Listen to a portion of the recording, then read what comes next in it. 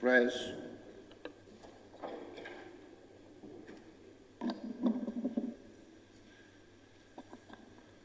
Almighty God, who in thy wisdom and goodness has appointed the offices of rulers and parliament for the welfare of society and just government of men, we beseech thee to behold with thy abundant favor us, thy servant, whom thou hast been pleased to call to the performance of important trust in this land.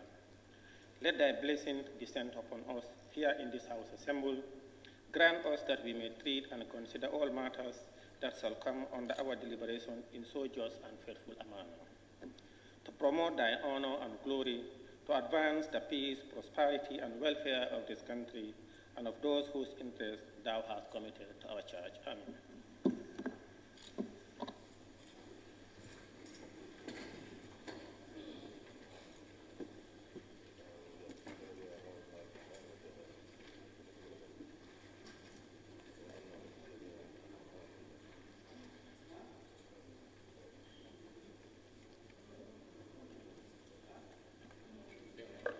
Correction and approval of record of votes and proceedings of the National Assembly sitting of Monday, 11 September 2023.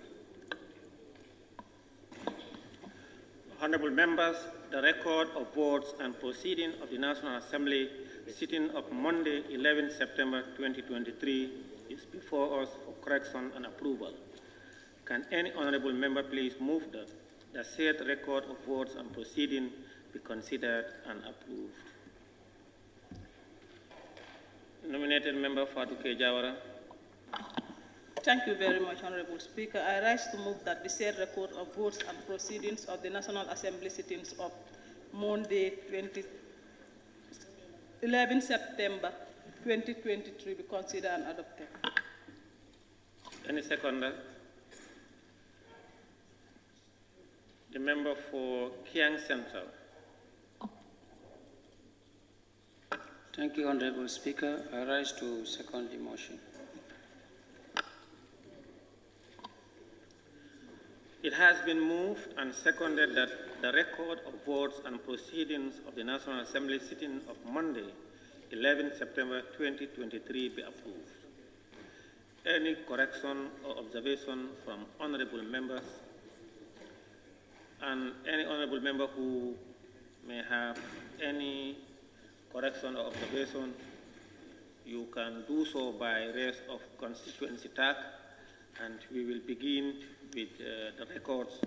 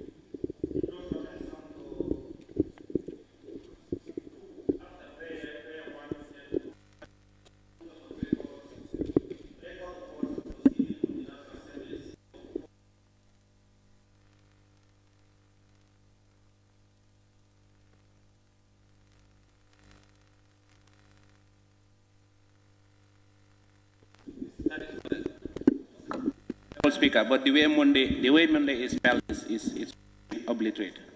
The Monday.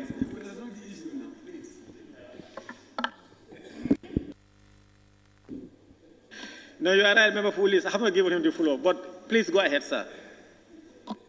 No, I mean the way Monday is spelled is not correct. On page 1. Yes.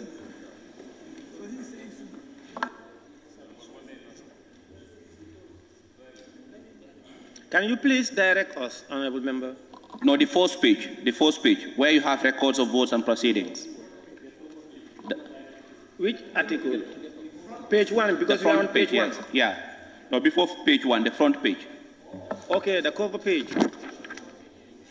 Okay. Oh, all right. Yes, on the cover page. Monday 11, instead of M-O-M-N, he's suggesting that the M should be out. Is that correct? Yes, any other member, any other observation or correction on page 1? In the absence of that, can we move to page 2? Page 2, any other observation? Page 2. Can you move to page 3?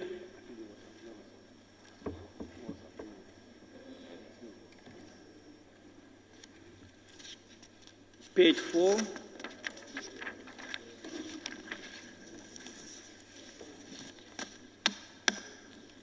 Any observation on page 4?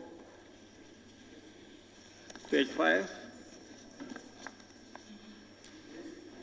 Page 5, the member for Jara Central. Thank you, Honorable Speaker. On page 5, laying of papers and reports. Which item? Item number 3. The report should carry S. The report. Item number 3, you have laying of papers and report. The report should carry S. Yes. On page 5, laying of papers and reports, I am not sure how many reports were laid. Report was laid, but if you go to records, this is how it is captured all the time. So for consistency's purpose, the report should carry S. On page 5, the member for Jara Central is proposing, instead of, on item 3, laying of papers and report, but he wants it to read laying of papers and reports. Is that correct, honorable members? Thank you. Noted, please. Any other observation? Member for Woolly is. Yes, thank you, Honorable. If you look at the members debated on the report, the following members, we've always been correcting that here, that it is the assembly which is engaged in debate. So all of us are engaged in debate, but those who took part in the debate, we should say those who took part or those who participated in the debate. But it is the assembly that is debating. We are all part of the debate, whether you speak or not. So it should be following members that took part in the debate. And the clerks are resisting our corrections.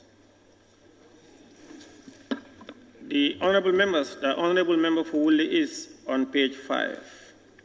That's the last item on page 5. The following members debated on the report, and he is proposing to read those. The following members took part in the debate. Is that the honorable members? Nominated member Kebalang Fofana. Honorable Speaker, thank you. I think the caption is apt. Huh? The following members debated on the report. It is action-oriented. You know, others were listening, others were writing, but the people who took the floor and debated should be recognized differently. So I think the caption is correct, Honorable Speaker. We might leave it the way it is. Thank you. Honorable members, the proposal from the member for Wuli East and a counter proposal by nominated member Kebalang Fofana, the latter supporting that the way it is, it's correct as it is. Yes, I saw you raise your constituency tag again, member for Wuli East. No, I'm saying it is the assembly, like I said, that is engaged in debate. Some are interjecting, some are raising other questions, some are coming with point of order. So it is debate that is the assembly doing. It's not only those who stand up to say something. It is all of us that are engaged in debate. So it's only specifying those who actually got up to speak. That's what we are trying to say here.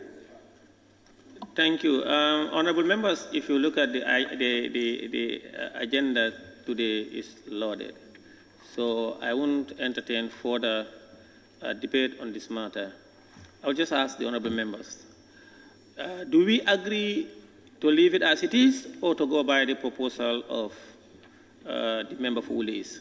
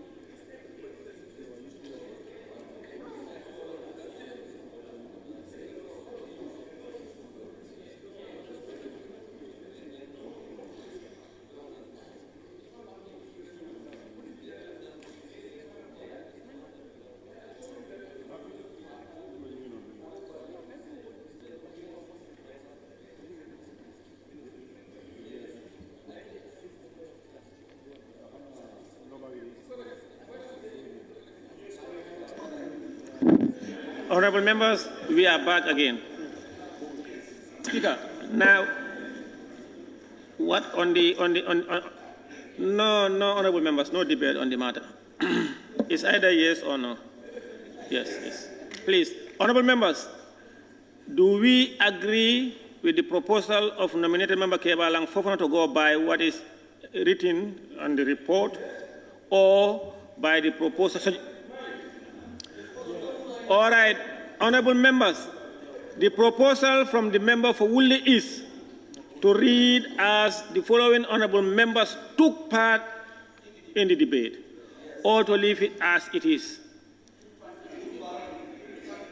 All right, those who are in for the proposal of the member for Woolly is Resota. All right. Let's vote first. If there's division, then we... All right. Those in for the proposal of the member for Woolly East by reading the following took part in the debate, please say aye. Those not in favor, please say no. The ayes have it. Huh? Okay, let's vote. Honorable members, order. On the debate. Order, please. It's a debate, boy. Member for Lower Salum, you call for division, please. Then that suffices. So please, allow me to rule. Now we are going to vote. No waste of time. Those, please, honorable members, order, please. Order.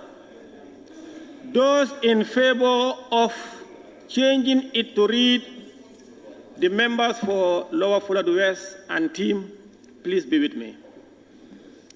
Those in for the report to read the following honorable members took part in the debate, please raise your hand.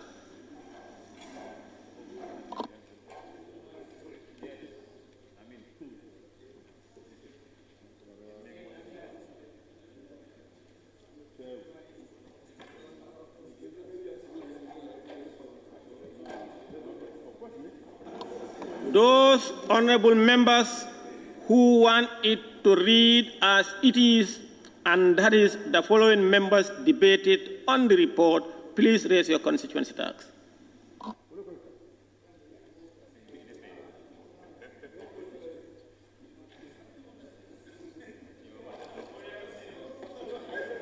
Honorable members, please, the results is as follows. Yes vote 20, no 7. Therefore, the yes stands and it should read as the following members took part. Thank you. Any other observation or issues on page 5? Page 6. Can you move to page 6 now? Page 6. Any other issues or observation on page 6? In the absence of that, let's move to page 7. Page 7.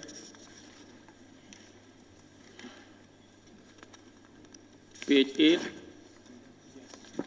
Oh.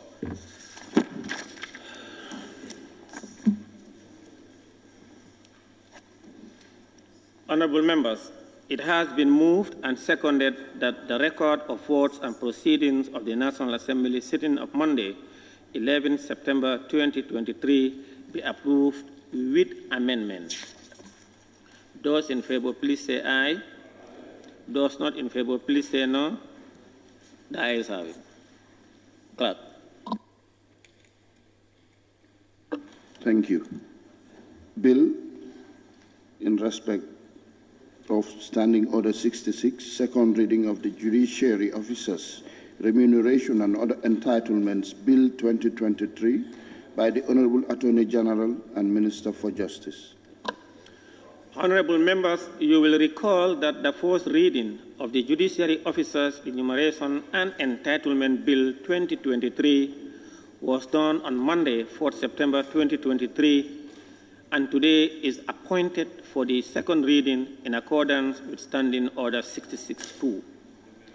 Therefore, pursuant to Order 67 of the Standing Orders, I now invite the Honorable Attorney General and Minister for Justice to move a motion for the second reading of the bill entitled Judiciary Officers, Remuneration and Other Entitlements Bill 2023. Honorable Minister, please take the floor.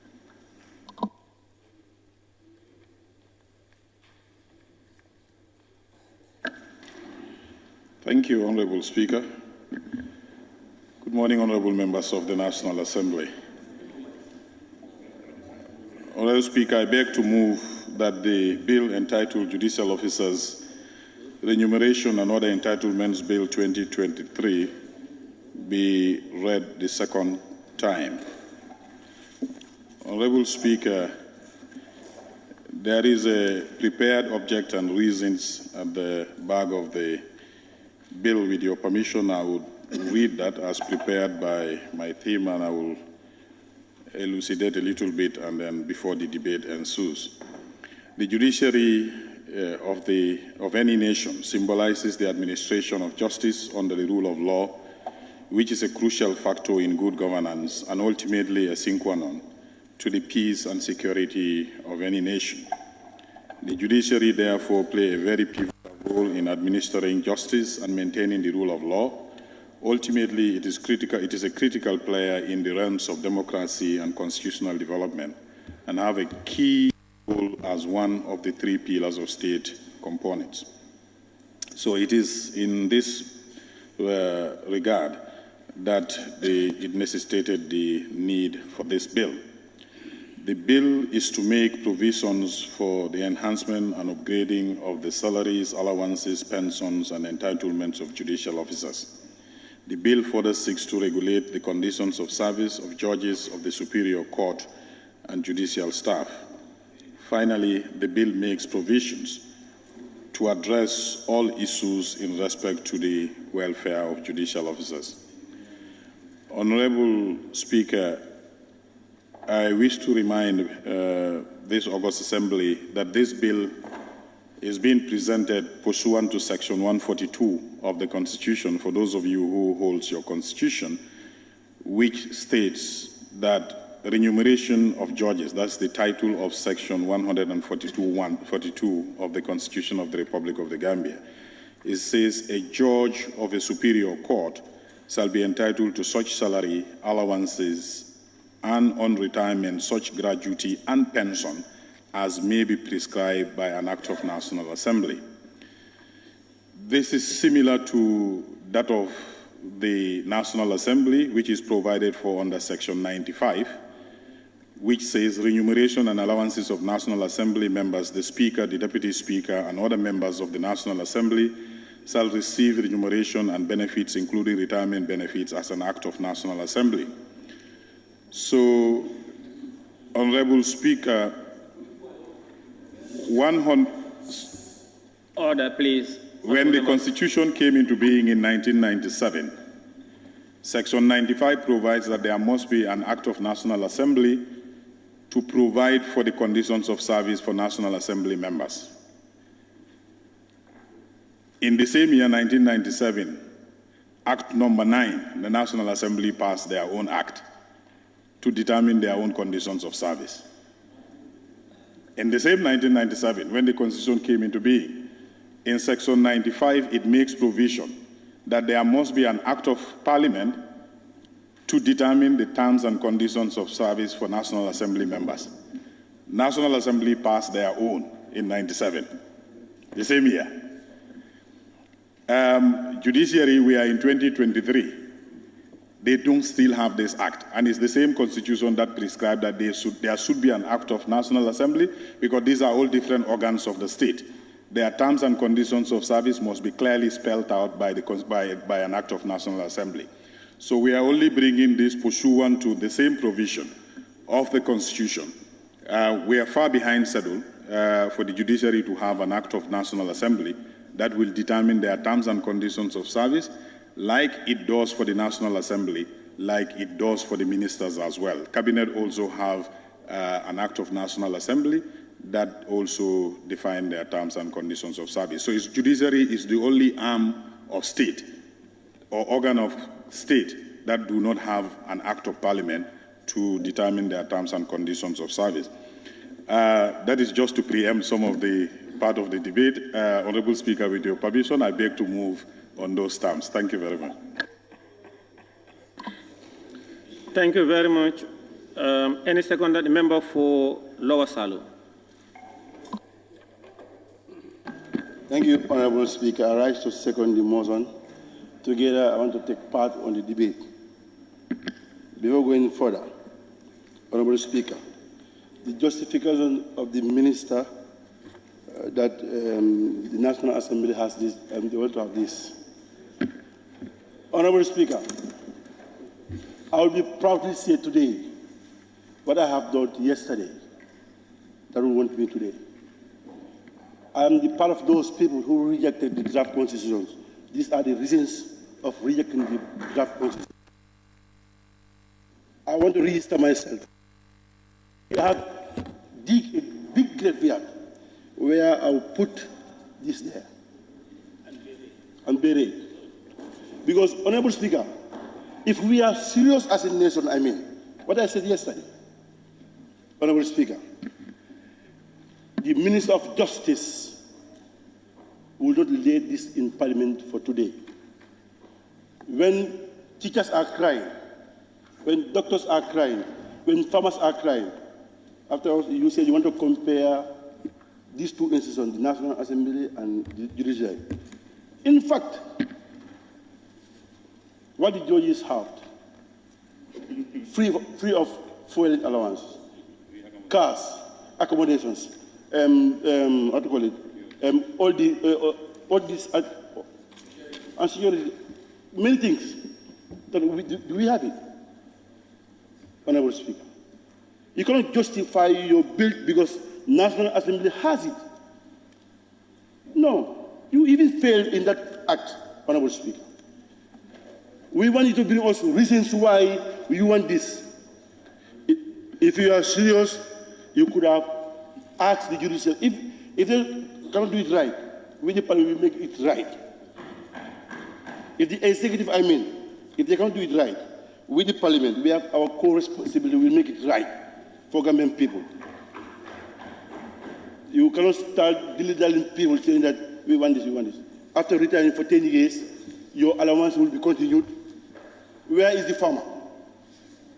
Where is the teacher? Where is the doctor? Honorable Speaker, I said no. If they want this to be happen, because these are the reasons why we reject the draft constitution. When our mothers are insulted, our fathers are insulted. Even that day to go back to my house, it was an issue, Honorable Speaker, because these are the reasons why. Today, should I come and say I will support this bill? No. I want to make my position clear that I can't dilly-dally. What does it mean? I will say it. If we are serious, bring the draft constitution back, then we support it. With reasons. Because these are the things that we said no. This is not the only thing, and they are coming. Bit by pieces, they are coming. They are trying to bring their bills that make us to reject the draft constitution because it's not good for our citizens. And it's not budget friendly to the poor and farmers and teachers and doctors. Honorable Speaker, I'm not going to support it. I will register no, Honorable Speaker. Honorable Speaker, in fact, the minister make his homework well, whether our budget can accommodate this. We said in fact, to implement our budget is a problem for the Minister of Finance. Did the minister make his homework well? That this is what they are trying to do, to accommodate in the budget? No. Today we are crying of our living. How many is the bag of rice? $2,000. Gallons of oil, $2,000 or 1,500. Even fish is a problem now. People don't eat. People are hungry down there. Now you want to bring us what? Your welfare. No. Whoever wants to support it, you support it. I have no problem. But I would proudly say that the reason why I rejected the draft constitution, which was not presented properly in Parliament by him, I rejected this. Why I rejected this one too, because it's not properly presented to me. Now you can see the argument now, because we have it. You said you also want to have it, and today I am not. My vehicle that I am driven now, it's 50-50. But for them, it's free of charge. They will use it for 5 years, then they get a new one. In fact, just yesterday, the audit, the FPAC revealed that they are not presenting their audit reports. They are not accounting for anything, Honorable Speaker. If we are serious as a nation,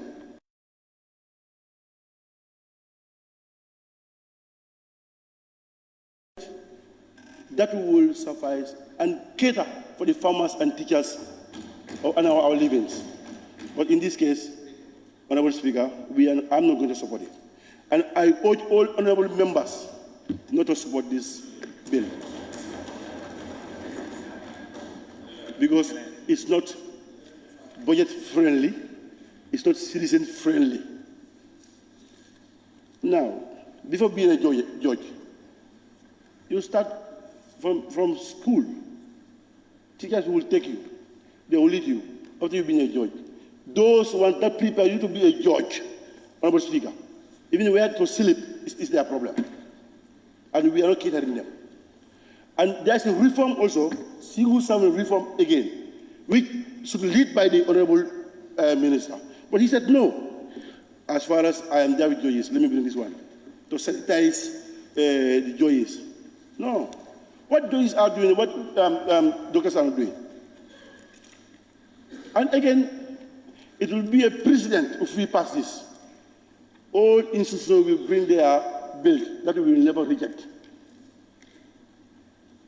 It cannot go like that. We have to govern by a system. If you can't go with that system, you leave. Honorable Speaker, I will proudly say today, I will say no. In fact, where the Constitution died, the second reading, this one also will die there, and I will make campaign. Let them prepare us that we can move a good direction, Honorable Speaker. This is a small country. But each of us now is just, there's a one land that we are seeing. That's our pocket, but not the nation. And the bulk of the citizens are farmers who cannot even get an outlay, who cannot get their survival, Honorable Speaker. This is the same on us. But what I was saying yesterday, we the technocrat failed this country. If I say we, I'm not a technocrat, them I mean, Honorable Speaker. Let's be serious on what we are doing. And remember, there will be a day that you will not be there. As long as you gather many of millions, one day, those 3 meters, 7 meters, that will take you to lead you in your grave. Let's do it better for our people.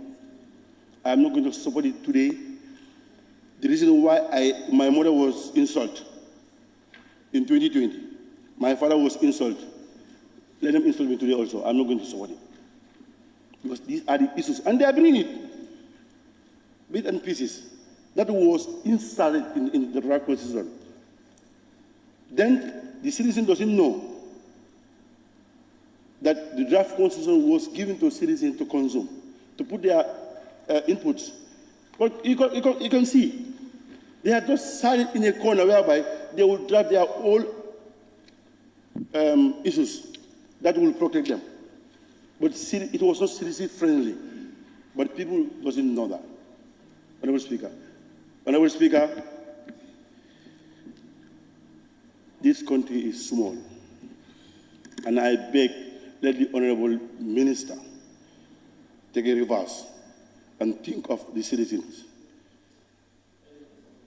Honorable Speaker,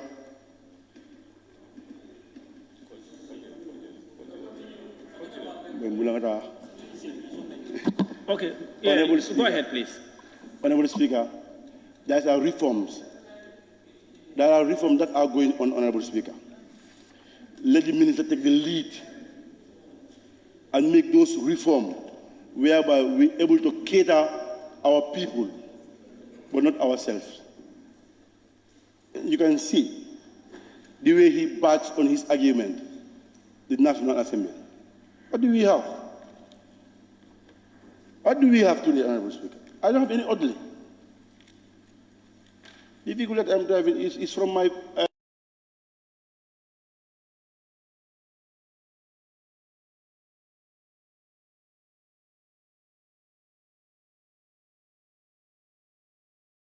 laws. Because there are reforms that are going on. Go with those reforms where this current government campaign that they are going to make reforms. You being the head of that reform, that ministry, you said, I will bring it. No. Let those reforms cater everybody. In the draft constitution, bring it if you are serious with it, because now everybody will say that they are not serious. You can see now. It has passed through the cabinet. We have no problem, but here, it will stuck here. If you're going to make it right, we will make it right.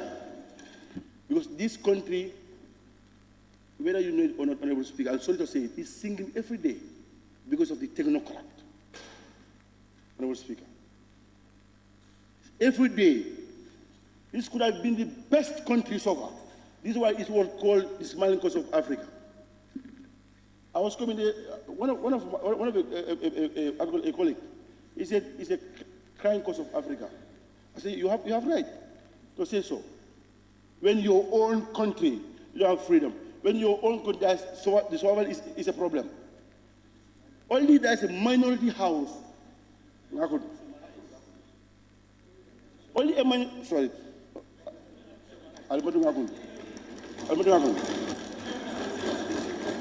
Honorable Speaker, please ignore them. Please, don't address them. Honorable Speaker, only a minority group, Honorable Speaker, that are catered in our budget. We said our budget says program-based budgeting. After passing this budget here, Honorable Speaker, none of our farmers gain something on this budget. You can go to the hospital, that's not drugs, that's nothing. Today you come with this. I said no, Honorable Speaker. On that note, my colleagues are signaling me this is all right. They have a lot to say. Thank you very much. Thank you.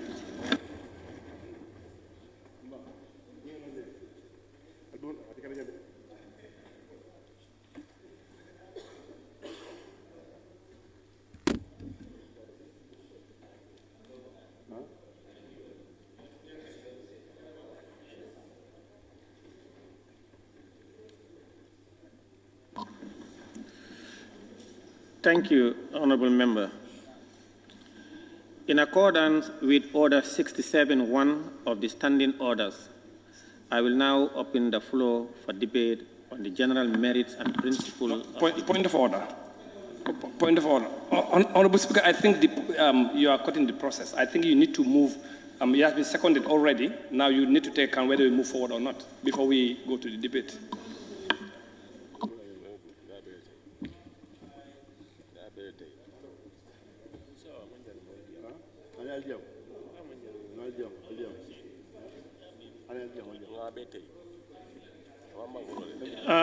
The member for Upper Salem, I think as soon as the member concluded, you saw me conferring with him because it's not in my brief, so I was asking him why.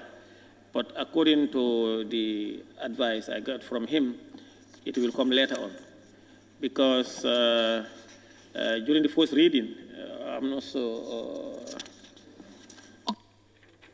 No, he has to move whether we can go for second reading or not. I have put the second reading now. Let me put the vote. Yes. Yeah, because I definitely share same opinions with the member for Upper Salem, but my aide is, he differ with me. No. What is he saying?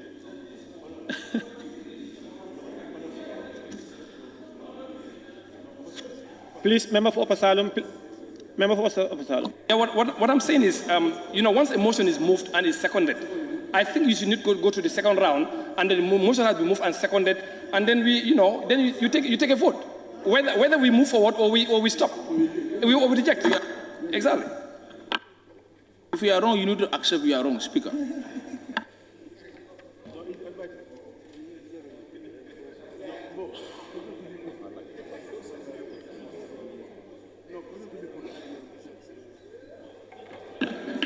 Butsimbala, withdraw that. Who is that? Who is that? Please, don't use your mic, member for Nyamina West.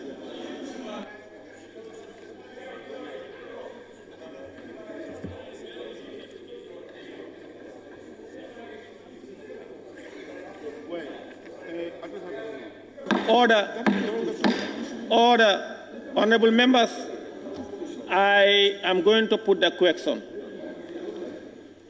after consultation because it was moved by the minister and seconded. Once a motion is moved and seconded, the general principle is there should be a question. Then we proceed. I agree, and I sustain that.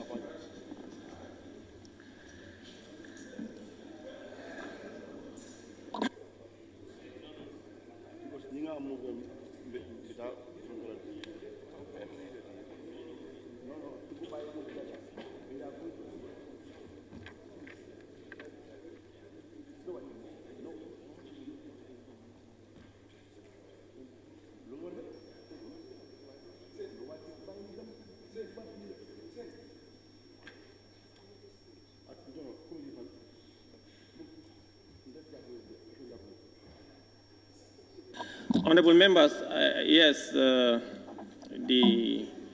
legal clerk and deputy clerk agree that there's a motion and seconded, and the question should be put. Now I'm going to put the question. It has been moved and seconded that the bill entitled the Judiciary Officers Remuneration and Other Entitlement Bill 2023 by the Honorable Attorney General and Minister for Justice be read a second time. Those in favor, please say aye. Those not in favor, please say no.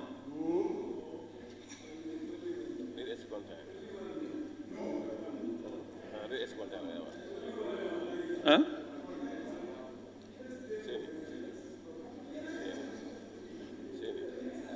The ayes have it.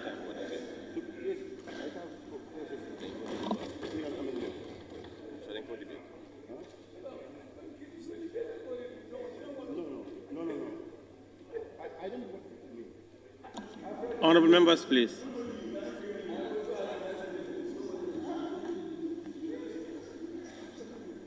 In accordance with Order 67.1 of the Standing Orders, I will now open the floor for debate on the general merits and principle of the bill.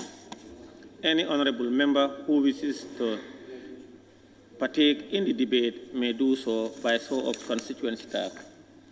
I have a good number of names who want to take part, and beginning with the member for Same constituency. Thank you very much, Honorable Speaker, for giving me the floor. Honorable Speaker, what is before us is Judiciary Officers Remuneration and Other Entitlement Bill 2023. Honorable Speaker, we all know that this was in the draft Constitution 2020. My first question to the Honorable Minister is that, what is urgent in this? Because there are so many issues in that draft Constitution. Why is it that you only handpick that and you want to make an amendment on that? What is so urgent on that? Honorable Speaker.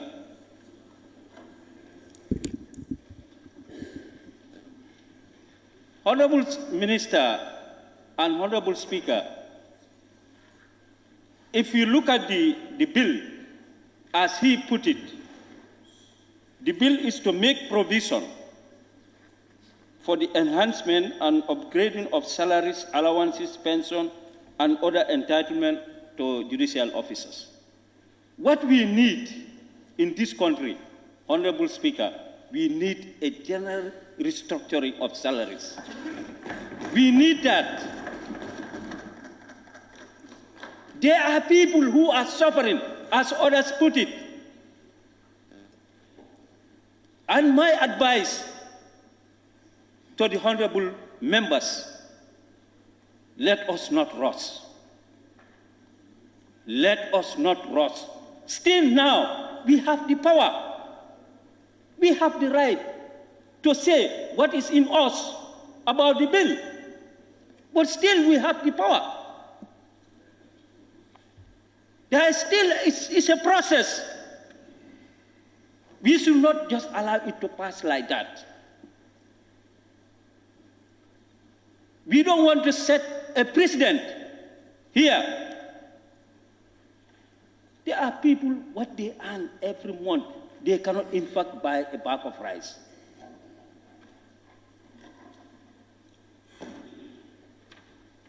So, we want the draft constitution, not this piecemeal.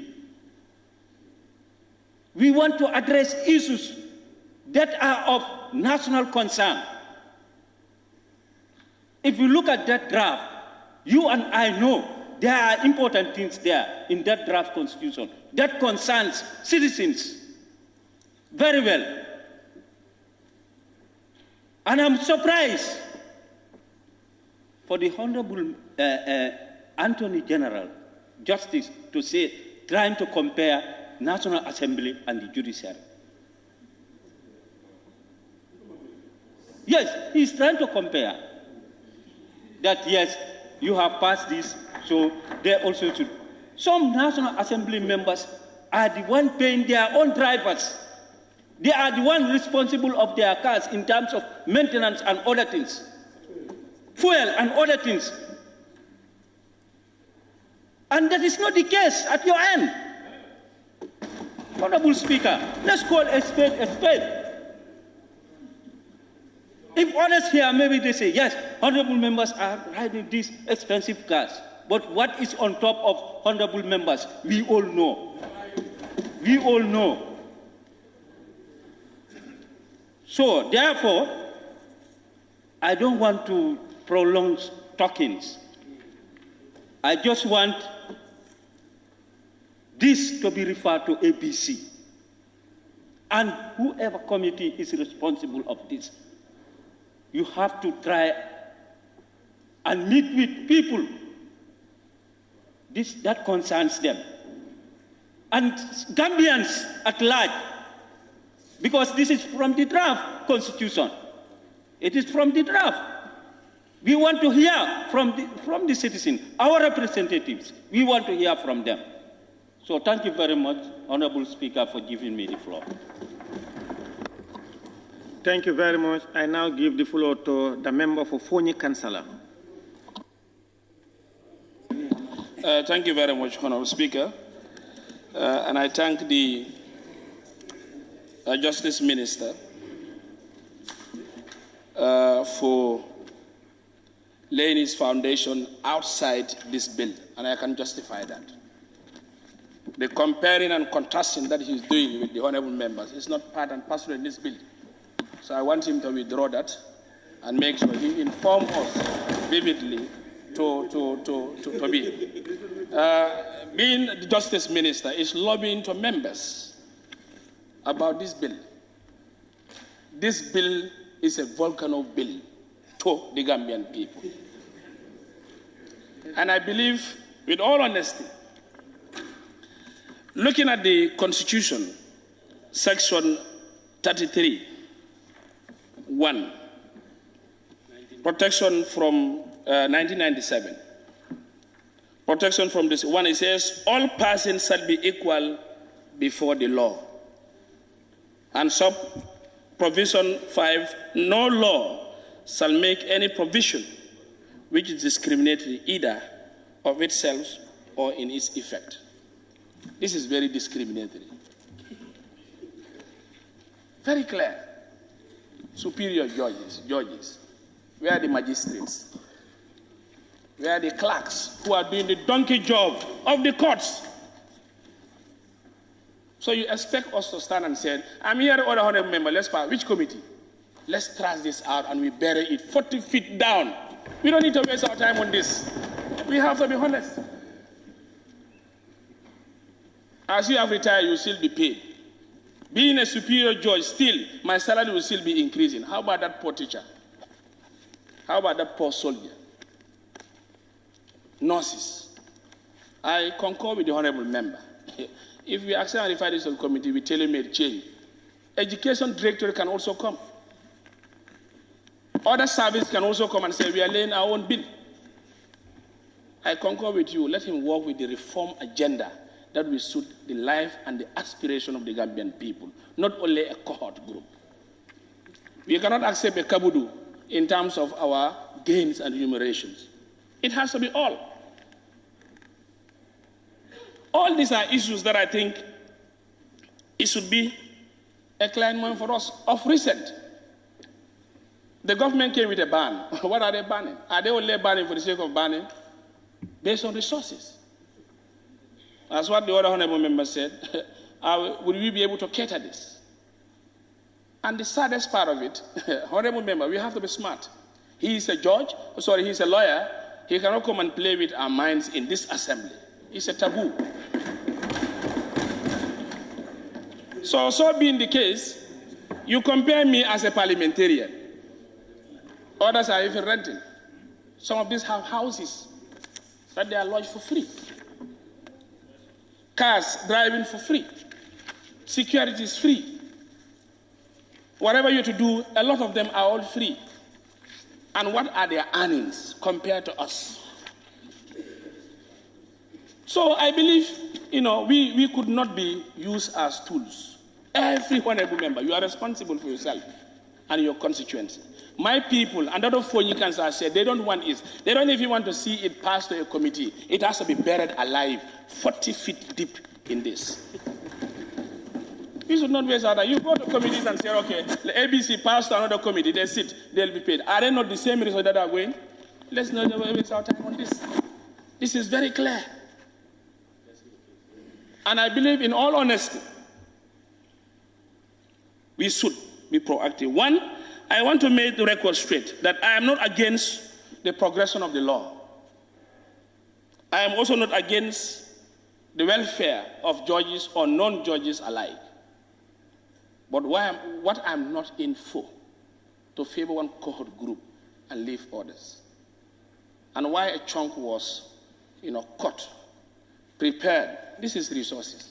And say, let's take it to the parliamentarians. They'll act on it. I'm saying every honorable member, if you pass this bill, even if it goes to any committee, Allah will ask you for this. It's not a joke. You cannot be coming and whatever. And now let me make it very clear. If you want, you can do your own lobbying, but we will stand, our stands are very clear.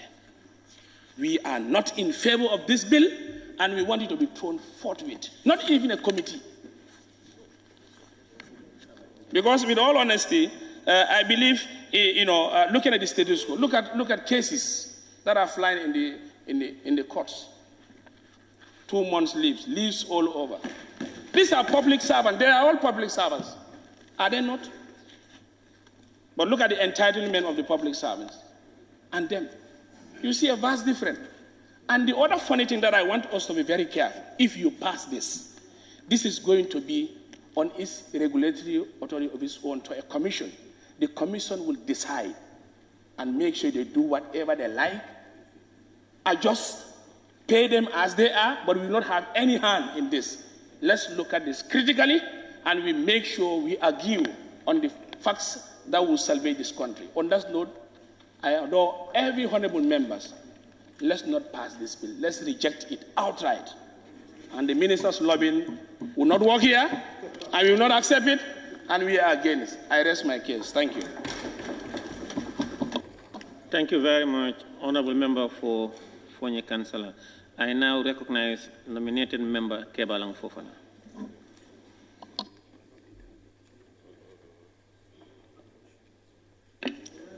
Thank you very much, Honorable Speaker.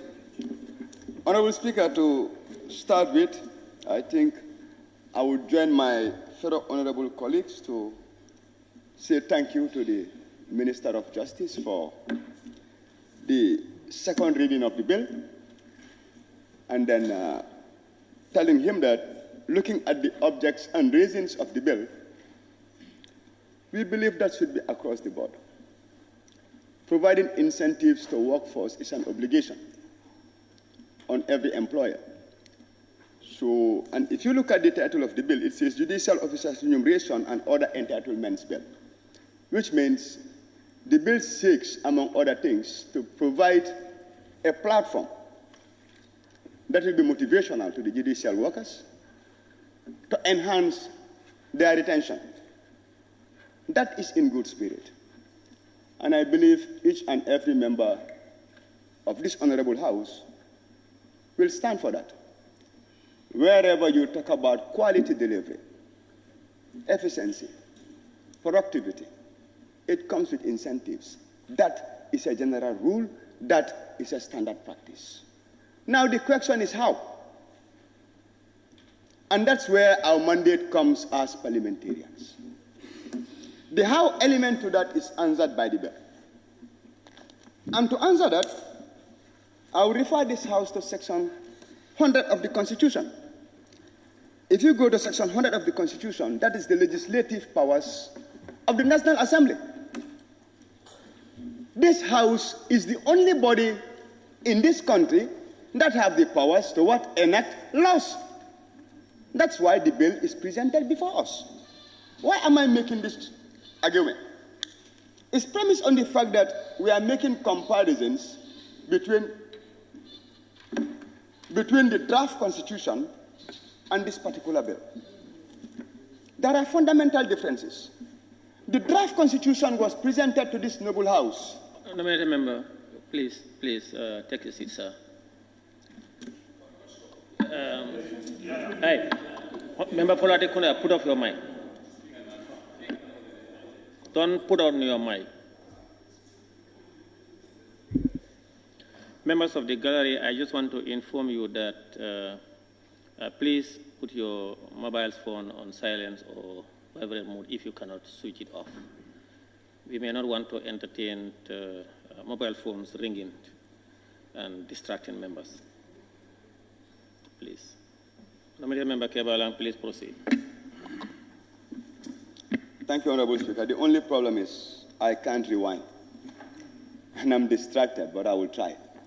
What I was trying to say is, it is only this House that have legislative powers, which is provided in Section 100 of the Constitution of the land. And that argument I'm trying to pose is premised on the fact that people are making comparisons between why the draft Constitution was rejected and this one. The draft Constitution was presented in front of this House with only two options, and you were asked to choose one. Take it as it is or what? Reject it. And I will tell you, if at all this particular bill was presented in a similar format, I'll be among the people to tell you, bury it. Honorable, may I observe, please? To make it clear. Just go ahead. Honorable, the draft constitution was not presented in two formats. You reject or you passed. No, we debate on, we have the issues that we have that are embedded in the draft constitution that we thought that it's not citizen friendly. Then we reject it. These are the issues. It's part of them. Thank you. Honorable, I think you haven't said anything different from what I said. You might have debated on it, but did you have the legislative powers to change its content? No. You did. You did. You had the powers to change its content, and you rejected it. Then ask yourself.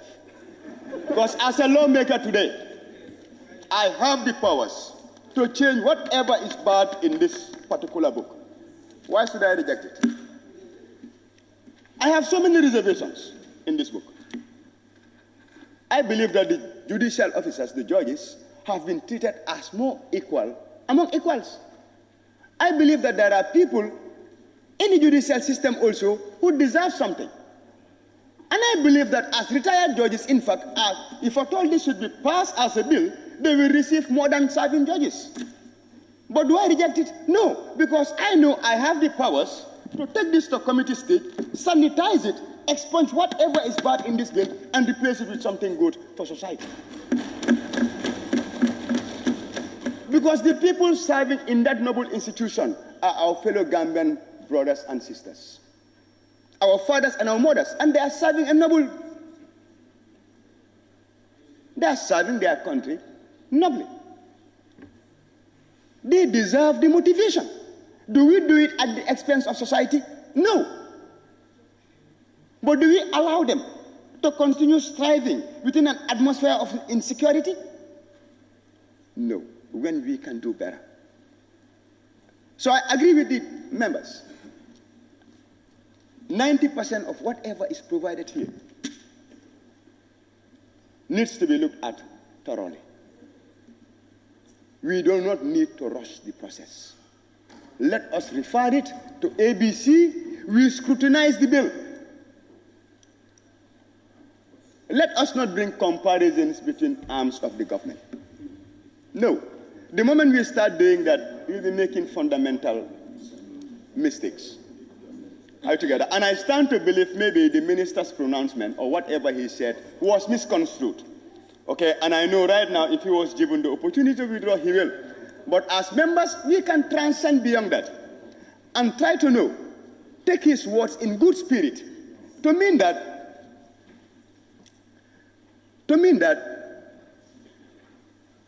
the primary motive behind the bill is to make sure that the judicial officers have security in service.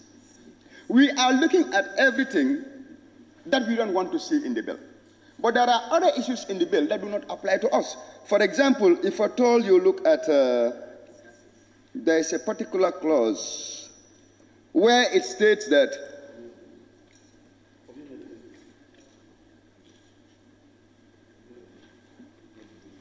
okay. I don't have it offhand, but I think I remember what it says, where it states that judicial officers or as a judge, once you retire, you cannot engage in any other gainful employment. That's in the bill, not so. You can't practice your what? Your profession. Does that apply to us as parliamentarians? Yes, nominated member Kebalang Fofana, we are supposed to debate only on the general merits and principles, not the specific. Thank you. Proceed. Then it's good that I didn't quote the particular clause. Now we'll generalize it. In general terms, does that apply to any other profession? No. Now, the other fundamental question we need to ask ourselves is, what special incentive do we attach there, which would not be a liability on society, to make sure that these people have the conducive environment to operate? I think as a parliament, that's what we should do, rather than saying, let's reject it. I understand the position of honorable members when they say, let's bury it 40 foot. Yes, because when you go through the bill on face value, you would tend to ask yourself, what justification does one have to still receive full salary after retirement? But don't forget your powers. Don't forget that it is your role to legislate laws. Do you think that all bills that will be coming to this house will be good? If at all they were going to be good, then we would not have any need to debate over them. The main reason that we are debating over them is in recognition of the fact that our input is required to make sure that we turn whatever we believe is seemingly bad to good. And the other thing I didn't see in the bill is the scheduled payroll, as it is obtained right now. How much are judges paid? We need to know. Because from an economic point of view, I would like to know how many judges do we have now, and what is their age category, how many judges might be retired in the next 5-10 years, and try to evaluate what will be the burden on the national cake. How sustainable will it be? So that if at all we are going to decide on what their pension will be, we can provide something that will be affordable and sustainable, and not at the expense of what? Society. And to conclude, I think I would really align myself to the submission of Sami to say, let us commit the bill to ABC and make sure that they do the needful. Let us not stop there as well. When we come to the Committee of Supply, let us make sure that we go through the bill clause by clause, word for word. And whatever is not good in the bill, we make sure that we take it out and replace it with something that is good for the greater of what? Society. But let us not what? Bury it. Thank you. Thank you very much, nominated member Kebalang Fofana. I now give the floor to the member for Nyanija. Thank you very much, Honorable Speaker, for giving me the floor. I'll be very, very brief, as much as I can. Honorable Speaker, I just want to make something very clear. This House does not commit bills to the ABC. The procedure is once a bill successfully passed the second reading, it's automatically referred to the ABC. The ABC is responsible of committing it to a relevant committee or committees. That's the process and the procedure. What we are doing here is trying to look at the general merits and principles of this bill. That is the Judiciary Service Officers Remuneration and Other Entitlements bills. As other honorable members already alluded to, we have to put a clear distinction between the separation of powers. We have the executive, the judiciary, and the legislature. But I was very uncomfortable when the Honorable Minister was trying to convince me and was trying to compare the National Assembly pensions and salaries and pension act with this one. That was definitely not a very good justification. And if I was in any position trying to justify this bill, that could have even made me to go otherwise, because that was not a good, definitely, justification as far as I am concerned. Because you cannot compare National Assembly members with any other arm of this government. We've all seen what happened recently. We are trying to provide a scheme, an alternative scheme to provide mobility to members, and unfortunately, you've seen the backlash from the society. The benefits the other arms of the government are having, no member of the National Assembly is having it. That has to be put straight. And instead of applauding the efforts the National Assembly Authority and Service bring forward to ensure there is a sustainable mechanism in trying to provide mobility for members, no other person was there trying to even defend us or otherwise. That was very unfortunate. So definitely you cannot compare this with the National Assembly pension and whatever that we have. Looking at the objects and reason of the bill, as he clearly mentioned, I understand and appreciate the fact that the judiciary should be independent and judges should definitely be protected, and in terms of remuneration and also pension. But Honorable Speaker, it is very difficult at this moment for me to say my blessing or even take a risk of saying, let's refer to a committee. I wouldn't play that double standard. My position is very, very clear. I stood here in 2020, spoke vehemently against the draft constitution. Today I am vindicated. This is one of the things. There are other things that we will set aside maybe until another day. But I cannot play double standard. I can lie to you, I can lie to any other person, but I cannot lie to myself. I have to be very sincere and honest to myself. I rejected a document because of this. And members here by then said, please, let's allow the process to proceed. Let's allow the second reading to pass so that we can do consultation and sanitize whatever that you sanitize. But I wouldn't dare take the risk at Biden.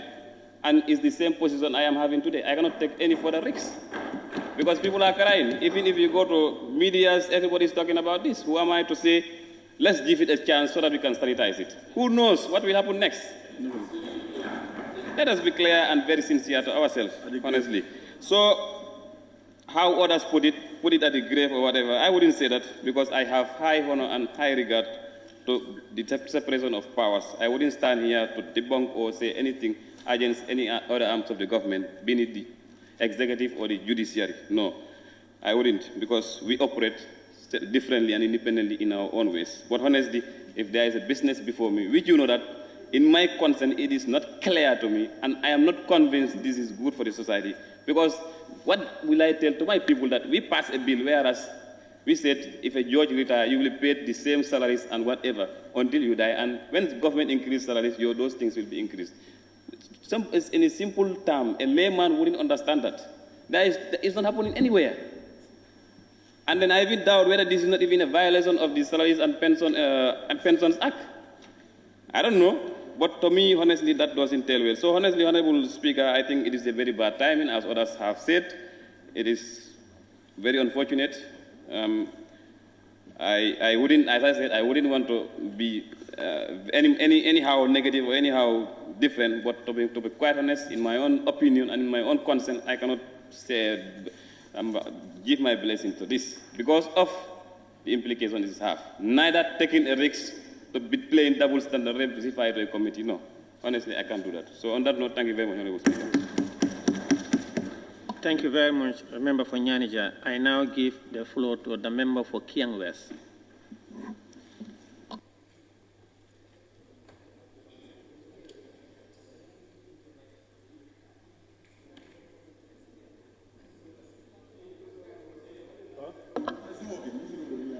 Honorable Speaker, I will protest. Yesterday, I was called to take the floor and my mic refused. And the same thing happens again. So I only hope tomorrow it will not. Maybe it's the Badibukas and the Nyominkas. They are the very one. No, the mics are protected. Honorable Speaker, thank you very much. I also have the pleasure to thank the Honorable Minister for taking this bold step to bring the bill, to members of Parliament. And during his submission to talk about the merits and principles of the bill, to objects and reasons of the bill, and he had clearly told us that this is the dictate of the Constitution for National Assembly to promulgate a law that guides the services and conditions of the services of the members of the National Assembly members and the judiciary staffs. Constitutional dictates. Are we saying no to that? Are we saying no? That is the question. Are we going to criticize the content of the bill or for the bill not to pass? What is the question now? He has every right to do that, but I am very glad. The reason why I am glad, the Honorable Minister who presented the draft constitution before this very Parliament and refused to defend it, and people who supported you in that cause are the people who are saying no to your bill today. I am very much happy. But they are not still vindicated for saying no, because we're supposed to do this. This is an act, this is a dictate of the Constitution. There are so many issues in the bill that are definitely not genuine. To say we rejected the draft constitution because of so issues, that does not vindicate you that your act of rejecting draft constitution is the right decision. No. Because that could have gone to somewhere else where all those things could be sanitized and we have a better draft constitution. But all those things were not been done. Why do we need to bury this today? When we have committees that are responsible for scrutinizing bills, invite witnesses for those witnesses to come and give justifications of some of these things that are embedded. And I am against the content of the bill 95%. Let me make that clear to anybody. But it can be sanitized. When you look at the act that was promulgated in this Parliament in 2007, creation of office of the former President of the Republic of the Gambia. And it says, the former President of the Republic of the Gambia shall be a person who served the presidency of this Republic of the Gambia for 2 terms, 10 years. And the pension for that individual is 50,000 to be paid to him. That was in 2007 act that was promulgated in this Parliament. For the office of the former president when retired, that's for 2 terms. And this is saying judges for 5 years. Are we taking them over the President of the Republic? That's not possible. Those are some of the reasons that we can bring in. Spouses of the judges, when they vacate office, those living spouses will be paid 50% of their salaries before they die. It's not fair.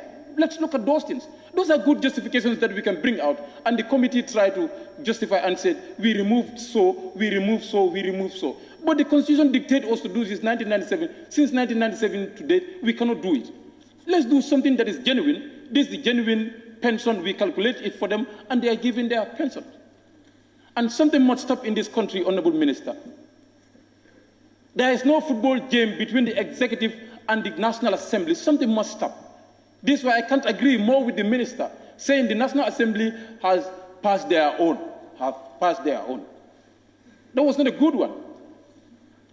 I want to appeal to him to withdraw that. National Assembly have passed their own. And this has been here since 1997 to date. They cannot pass it. There is no competition between the executive and the legislative arm of the government. We are helping each other. And this has been happening for a long time now. When the issue of the vehicles came in,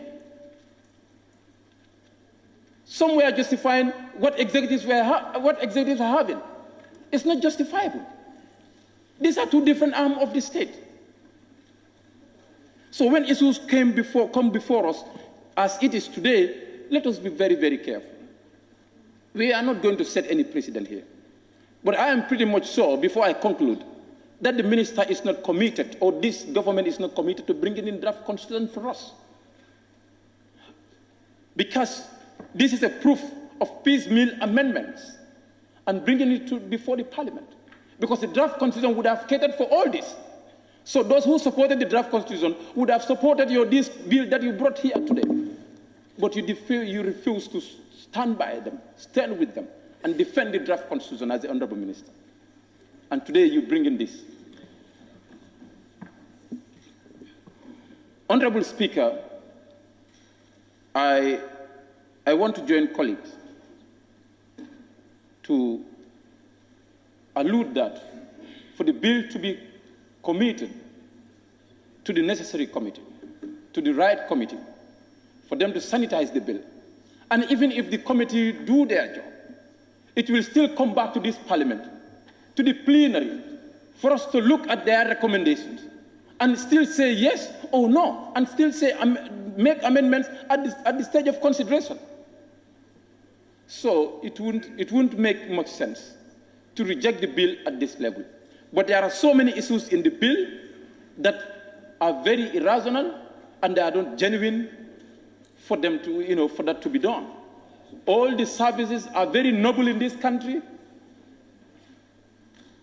Judges cannot serve as judges at any court in this country when they retire, but they can be members of parliament.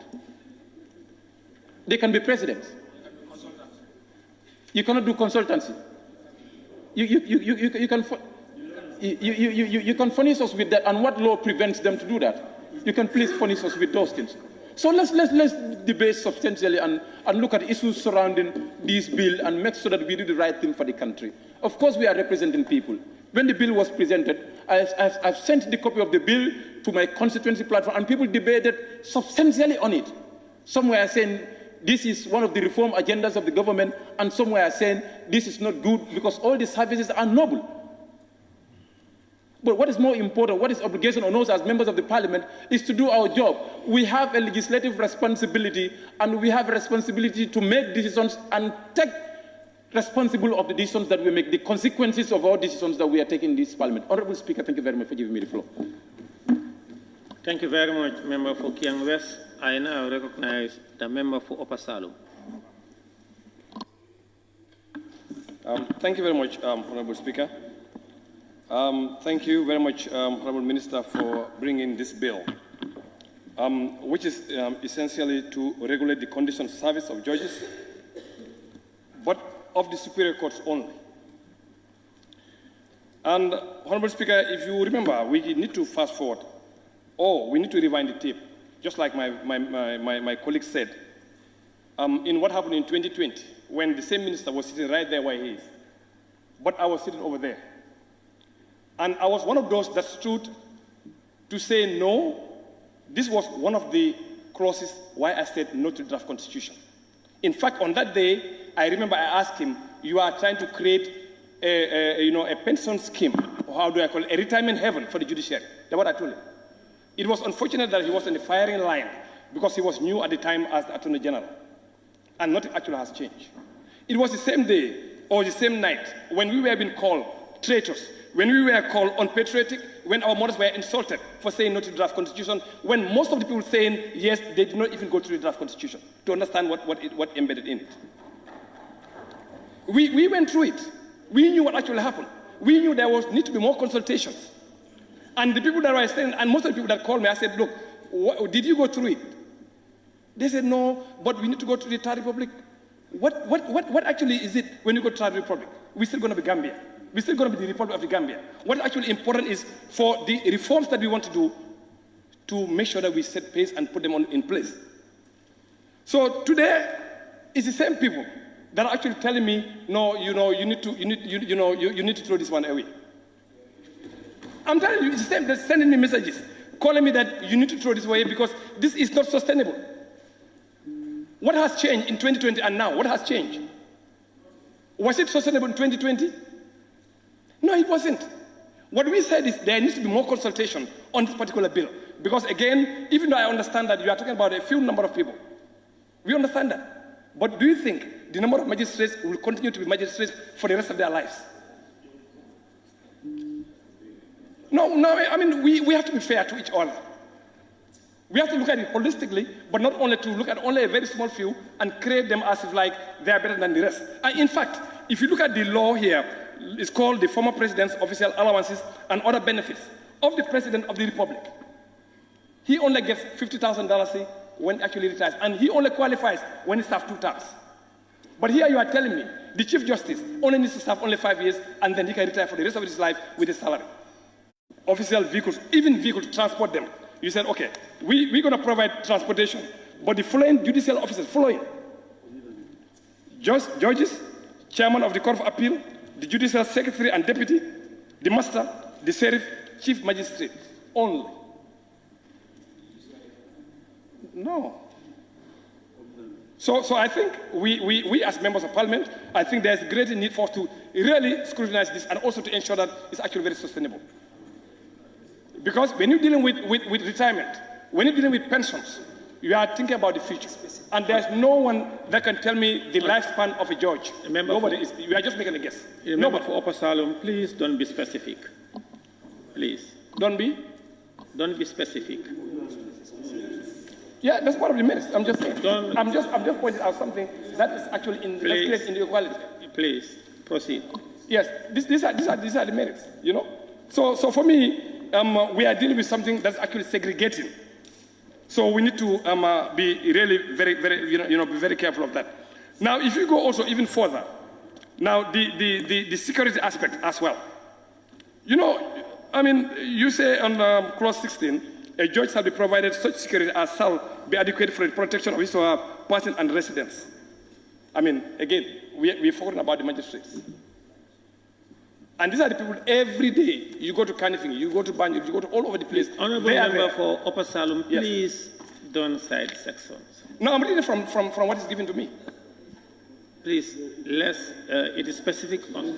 No, our debate is on general merits and principles of the bill. So not the object, please. No, I'm talking about the clause that is here. What is the merit of this particular clause? You know, well, I mean, Honourable Speaker, with due respect, please, I cannot talk about generally without actually being very specific to the clause. Take your seat, please. Yes. Honourable members, our discussion should be centered on the general merits and principles, but not to be specific quoting clauses and, please. Thank you. Now let's talk about the security issue also. They mentioned it in the bill. Okay? The security also is provided only to the superior courts. But how about the magistrates that actually also, at the center of almost everything? We leave them behind. Same thing with the vehicles. And above all, Honourable Minister, I know you did mention about the Act of Parliament trying to justify this. But remember, the salaries and pensions of national assembly members is by way an Act of Parliament. But this bill actually is by way of a regulation. That's the difference. Our salaries actually are determined by Acts of Parliament, which is the Act, Salaries and Pensions of National Assembly Members, which is an Act of Parliament. But this one, you want to make the Judicial Service Commission to be, by way of regulation, to be determining the salaries and other benefits. That's where the difference is. Ours is actually codified into law. And if for us to change, also we have to come back here and really codify that. Now, in principle, Honourable Speaker, I think we've said enough about these things. Again, we are the lawmakers, and we are the ones that would actually make, but for the sake of just being more, transparent and also to ensure that we do broader consultations, I think there's a need for us to really critically look at this bill, having also more consultation with the Ministry of Finance, but above all, we need to ensure that this is actually viable in the foreseeable future. We must not create inequity or inequality in the judiciary, and at the end of the day, it's going to be us who's going to be held accountable for that. Thank you very much. Thank you, Member for Opassalum. I now give the floor to the Member for Busumbala.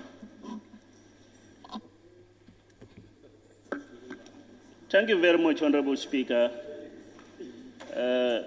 Thank you very much, Honourable Minister of Justice, for tabling this bill before National Assembly. Honorable Speaker, the bill, like other colleagues allude to, is having so many irregularities when it comes to the provisions. I may not have much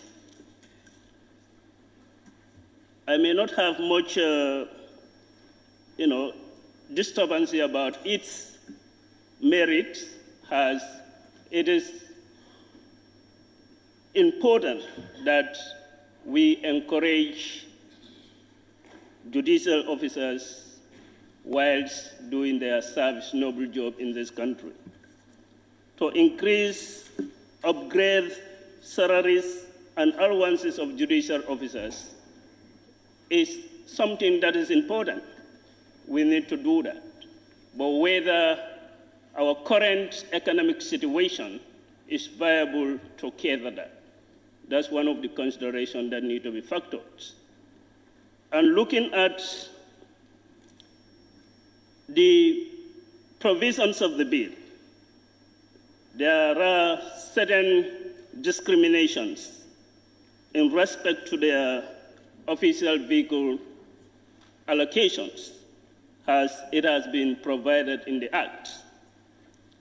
Judges, chairperson of the Court of Appeal, judicial service, judicial secretaries, chief magistrates, sheriff, and masters are entitled according to the bill, but leaving the magistrates who have direct contact at the magistrate court with the accused persons were not catered. And to be honest, like one of the member for Upper Salem alluded, if you go to magistrate court, you found several accused persons that interface with the magistrates. To me, they face more risks than that of the judges. That brought me to the security aspect of it.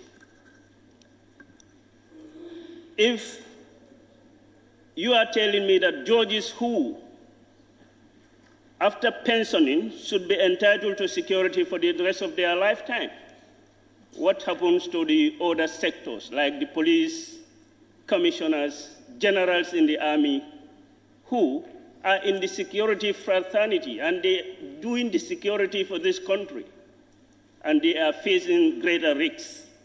But as we speak, in other countries like Nigeria, when you face from the security sector at a certain rank of a general, you are given a security for the rest of your life. But we want to cater that, we want to allocate these securities to the judges, leaving the security personnel in the ranks of judges, in the ranks of generals and that of commissioners. We need to be careful. We are lawmakers. Anytime we have acts tabled before us, we cannot just expel it. We have powers to go into that particular document and scrutinize it. How can we scrutinize this thing? We need more time to make a thorough consultation, unearth facts, know the intent and purpose of the drafters. Then we will be able to make a good law that will take the test of time for posterity. If you look at the pensions, that I also have a problem. If the Chief Justice can only stay for 5 years and entitled to a lifetime pension with same salary as a Chief Justice, what of the President? Some of my colleagues have cited an act here. You know, the former President's Act.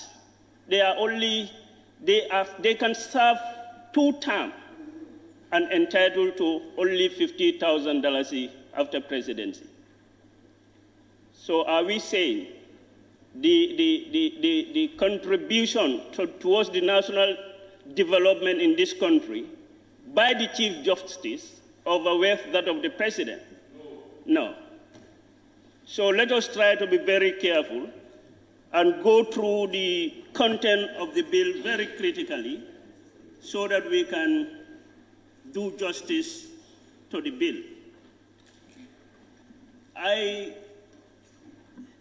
If you comes to the section 21, the speaker is not comfortable for us to cite sections. But then, yes, but then this is also another area that creates some discrimination. We understand. Honorable Member for Busumbala is not the speaker, it's the standing orders of the National Assembly. Okay, that's good. But we are reminded by the speaker anyway.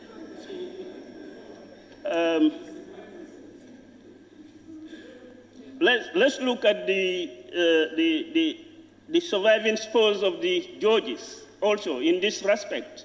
I have seen that this one also is not a good provision that need to be revised. We have soldiers and soldiers and police officers who went to a war zone and were killed.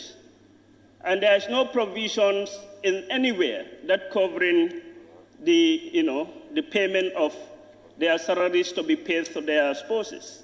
So let's look at all these things holistically and make a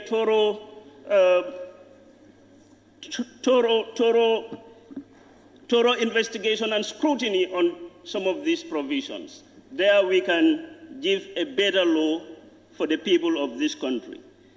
One area I am not that much comfortable is when the Minister of Justice, make a comparison between National Assembly and that of the Judiciary, to the extent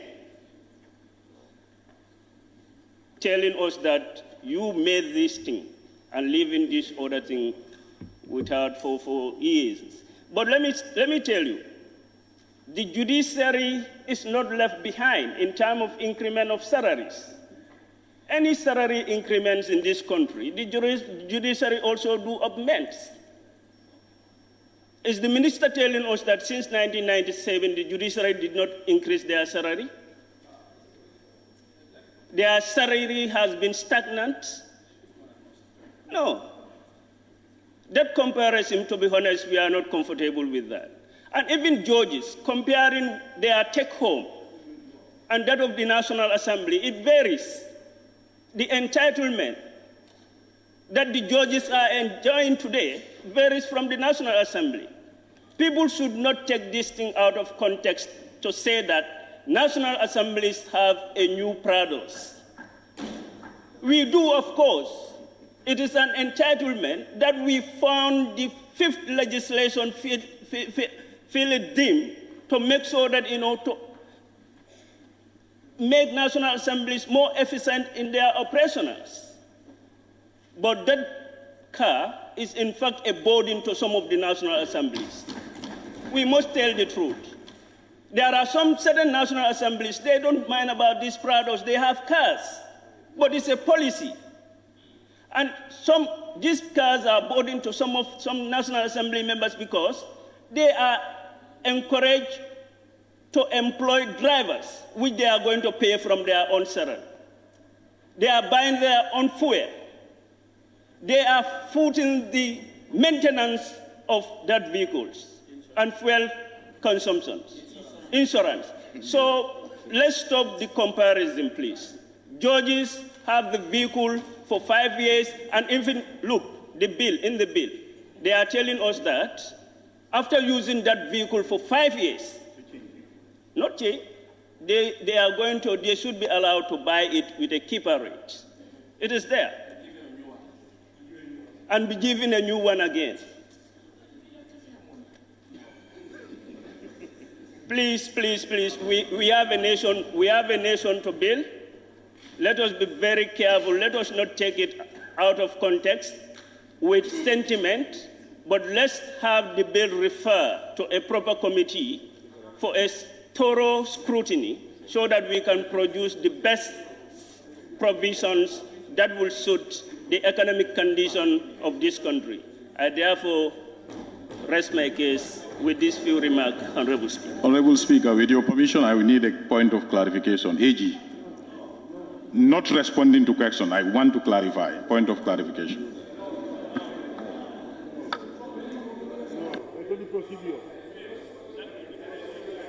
It's on the procedure.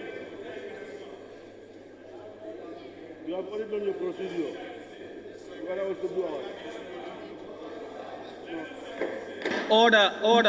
Order. Please, order. Honorable members, I want to suspend the House for just 30 seconds, please. 30 seconds is finished. The House is suspended. 30 seconds. 30 seconds. Please, members, don't leave. Under 30 seconds, please. 30 seconds.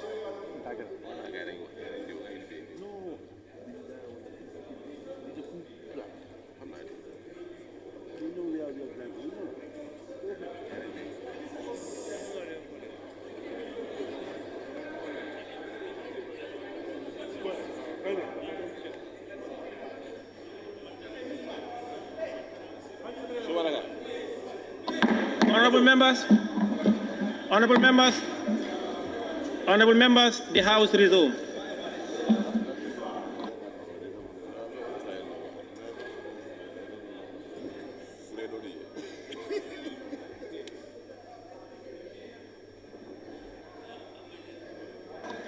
Honorable members, please, let's proceed.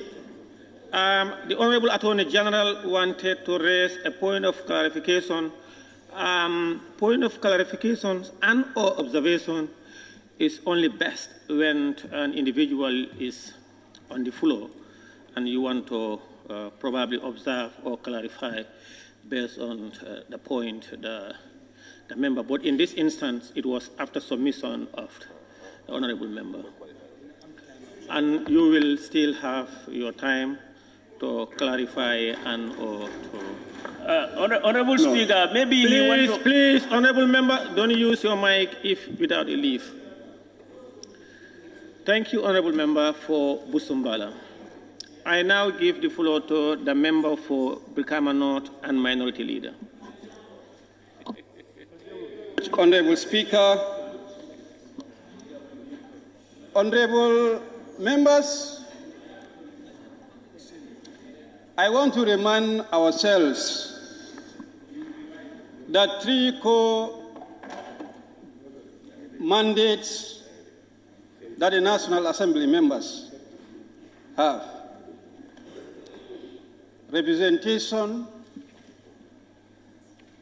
oversight, and legislature. I have the belief key among these mandates is the legislature aspect.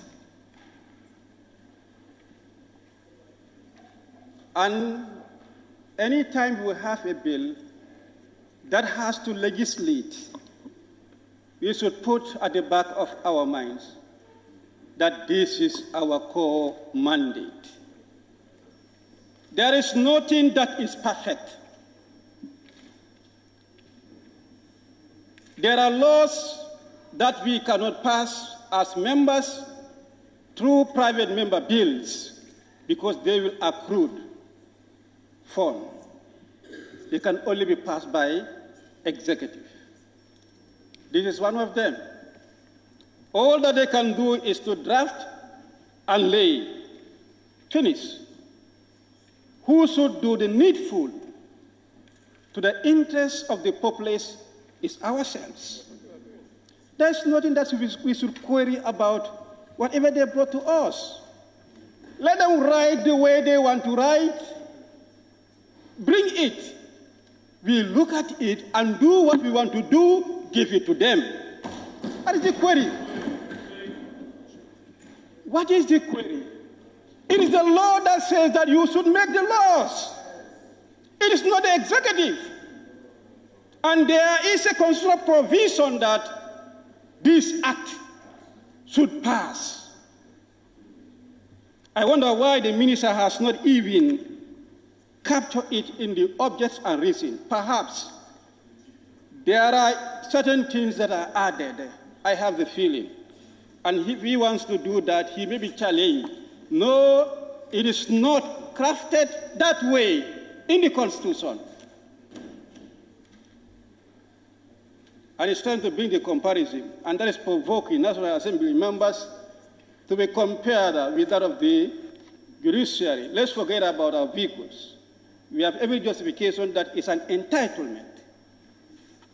The scheme is something that should be emulated by other sectors. This is for the benefit of the government. Maybe people do not understand, but now they will get to understand. Let's forget that debate and focus on what is before us. Honorable members, one of the soners, the President of the Republic, stood here and informed us that we are in the process of Gambianizing the judiciary. What that means? We want to have our Gambian judges. We want to, if we can, stop getting judges from Nigeria, from Ghana, from Sierra Leone, from Commonwealth. We want to have the Gambian judges.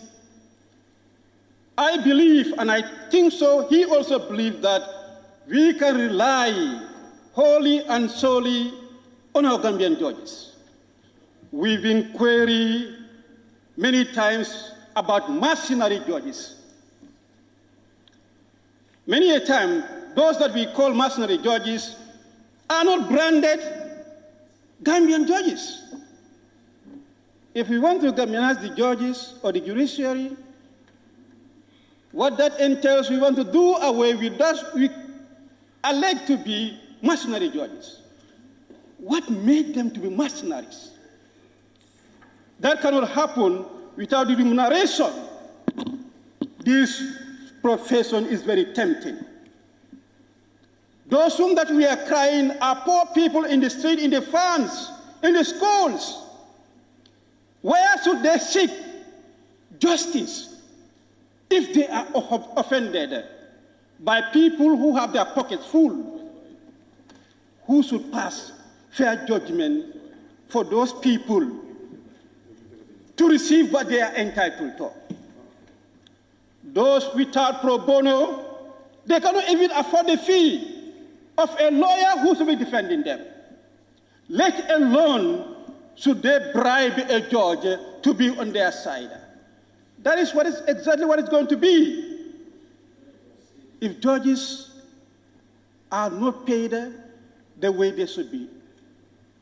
I am not saying what is here. It is what is going to start. The thing is, what has the minister done? Is that the right thing? This is in the Constitution. If the draft Constitution is not coming or has not come, we cannot wait for the draft Constitution. Immediately after this, we are coming to amend a portion of the Constitution. And that one is very important that we do. We can't wait for the draft Constitution to stop that portion from being amended. Likewise, any sector, if there is a necessity, we can't wait for the draft Constitution. We should be acting. Let me say, the minister indicated the judges are important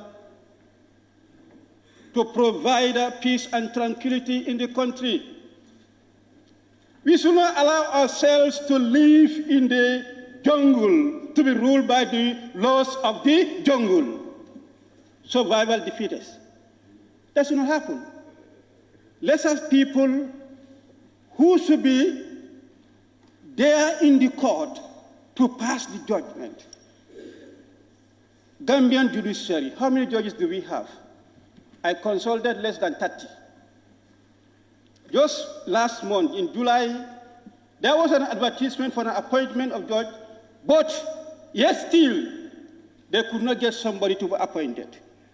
All legal practitioners, if you consult them, very few will accept to pick employment in the judiciary because the money that you get there cannot be compared to what you can get in the bar.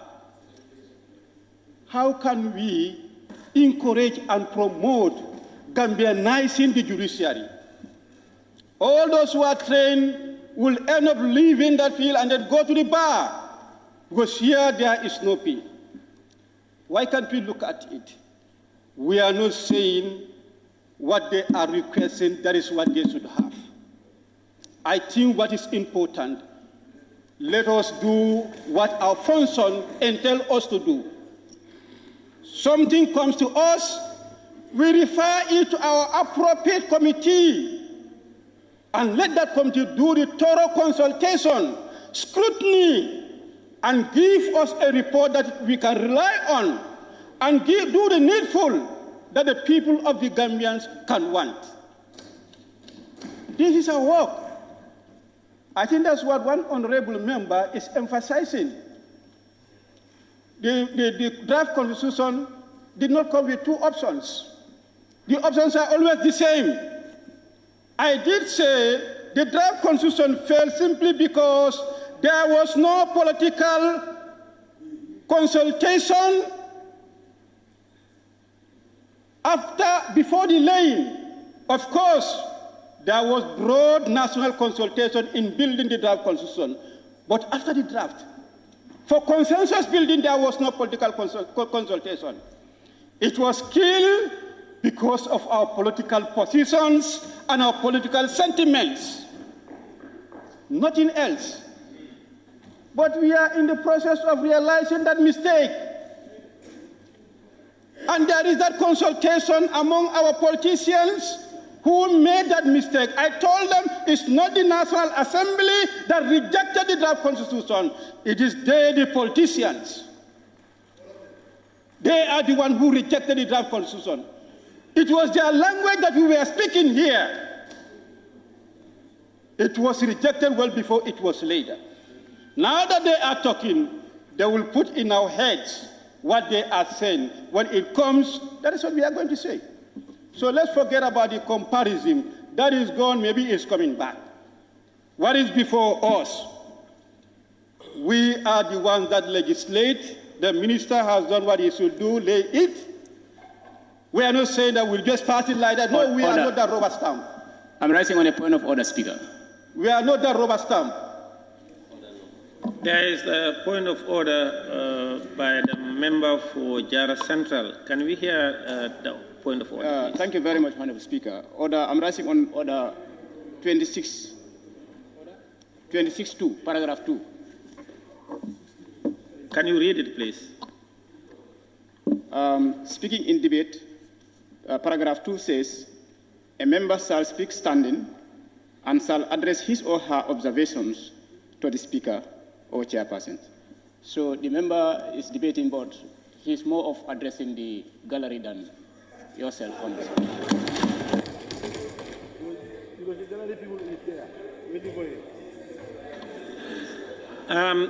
Thank you very much.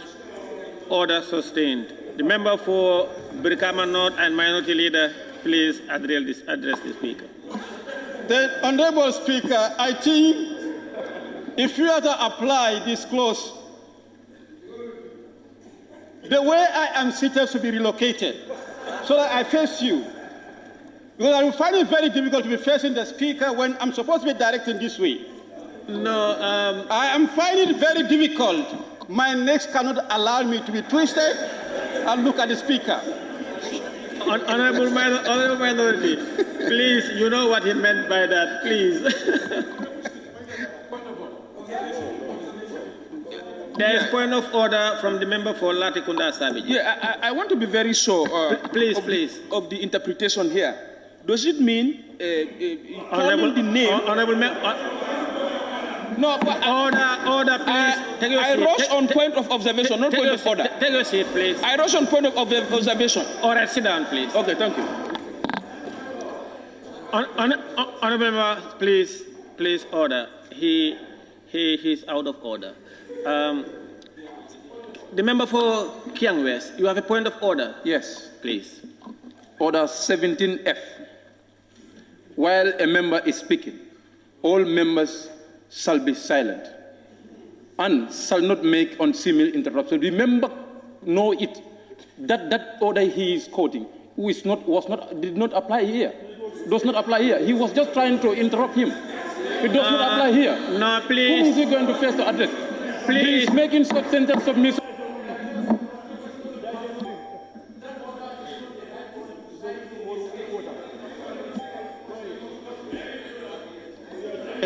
Please, order. Honorable member for Kiang West, you are out of order. The member for Woolley is... Observation. Who are you observing? Observation, minority. No. Yes, I am permitted. No. I'm permitted by the... No, honorable member, please sit down, sir. No, who is he observing? Is he observing the speaker? No, I'm on the floor. You are not on the floor now. No, please. The member for Brikama North, proceed. Okay. Note, observation. Yes. Please, honorable member for Brikama North, please, you are not on the floor now. You have not even started. He is permitted me to observe. No, please. You wanted to observe him and he was not on the floor. I gave him the floor before he even uttered a word. I still have my observation. No. Please, you want to beat the system because you have not uttered a word. What are you going to observe him? I just gave him the floor now. You have not said anything.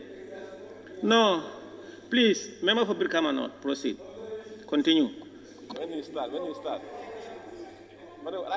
If you want to observe, please, honorable members, if you want to observe... Thank you very much. I think... Please, if you want to observe, the member must be on the floor. The point to be observed... Sorry, minority, please, just give me a few seconds, please, sir. If you want to observe, the member must be, or a minister, must be on the vice president, minister, or a member must be on the floor. And reading or contributing, based on what the minister, the vice president, the minister, or the member said, you want to observe and you want to or raise point of clarification, and it's for him to give you leave. Thank you. Please proceed. Thank you very much, Honorable Speaker and honorable members. I am simply trying to say the text before us is to be legislating, and simply to be doing that when the document is considered to be critical. We need to use our competent committee to engage the critical minds, to digest and then report back what may be here. We cannot say that 100% is correct. We have a lot of issues surrounding what is entailed here. But what we can do is to scrutinize. I am not succumbed to say we should reject it outright. If we are to do that, we'll fail in our responsibility. That means there is nothing that will ever come here that is going to pass. No issue will come here without an issue that will not be accepted in one way or the other. What we should be doing in the aftermath is to scrutinize. Whatever we are not satisfied, we remove. Whatever we feel is not there, we add there. For the spirit of being National Assembly members, honorable members, I'm appealing. It's nothing else. Let's take our role, and we should not shy away from our responsibilities. On that note, I thank you all. Thank you, member for Brikama North and Minority Leader. I now give the floor to the member for Bakau. Thank you very much, Honorable Speaker. Honorable Speaker, I think I will be very brief in my intervention. Honorable Speaker,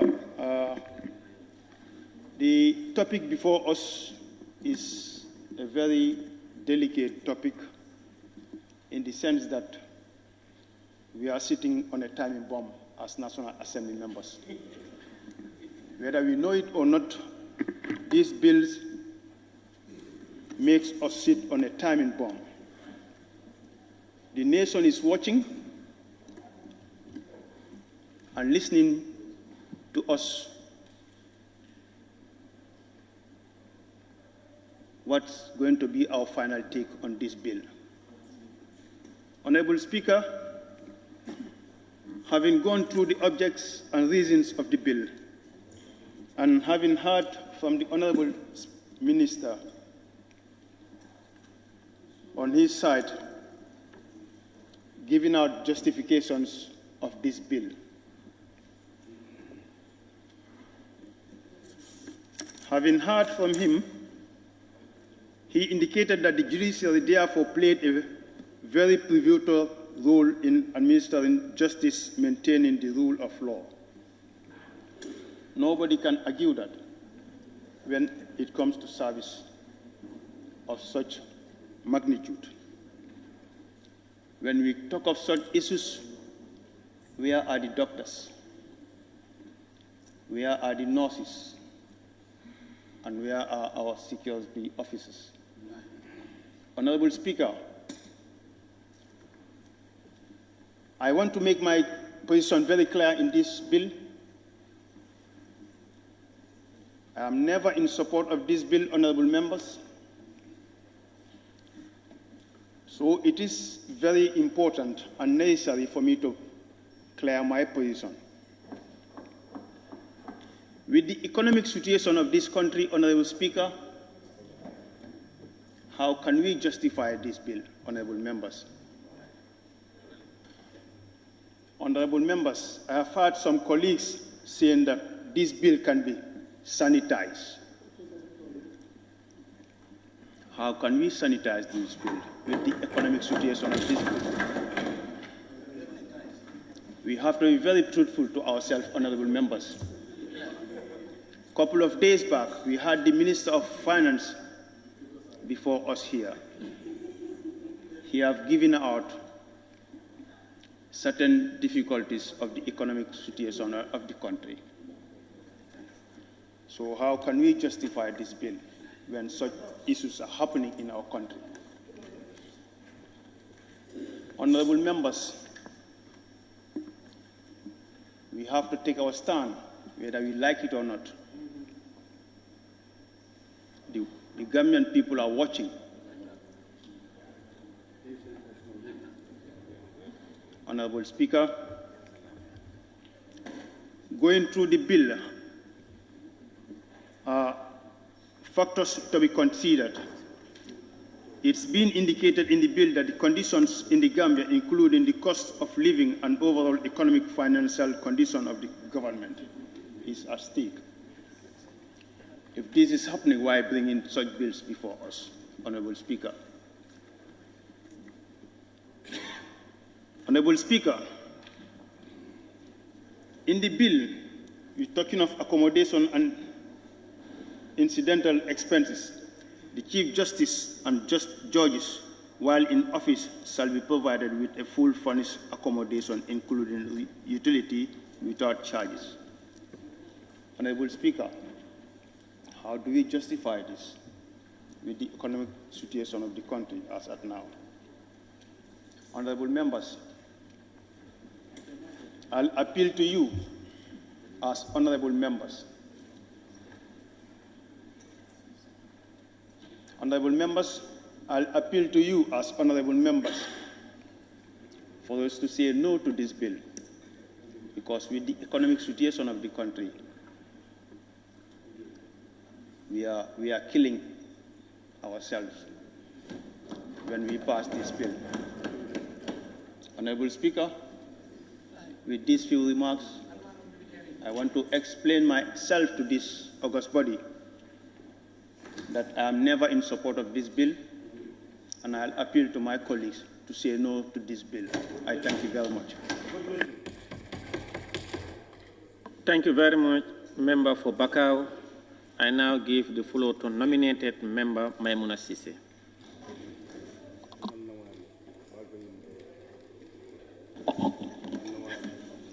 Thank you, Honorable Speaker, for giving me the floor.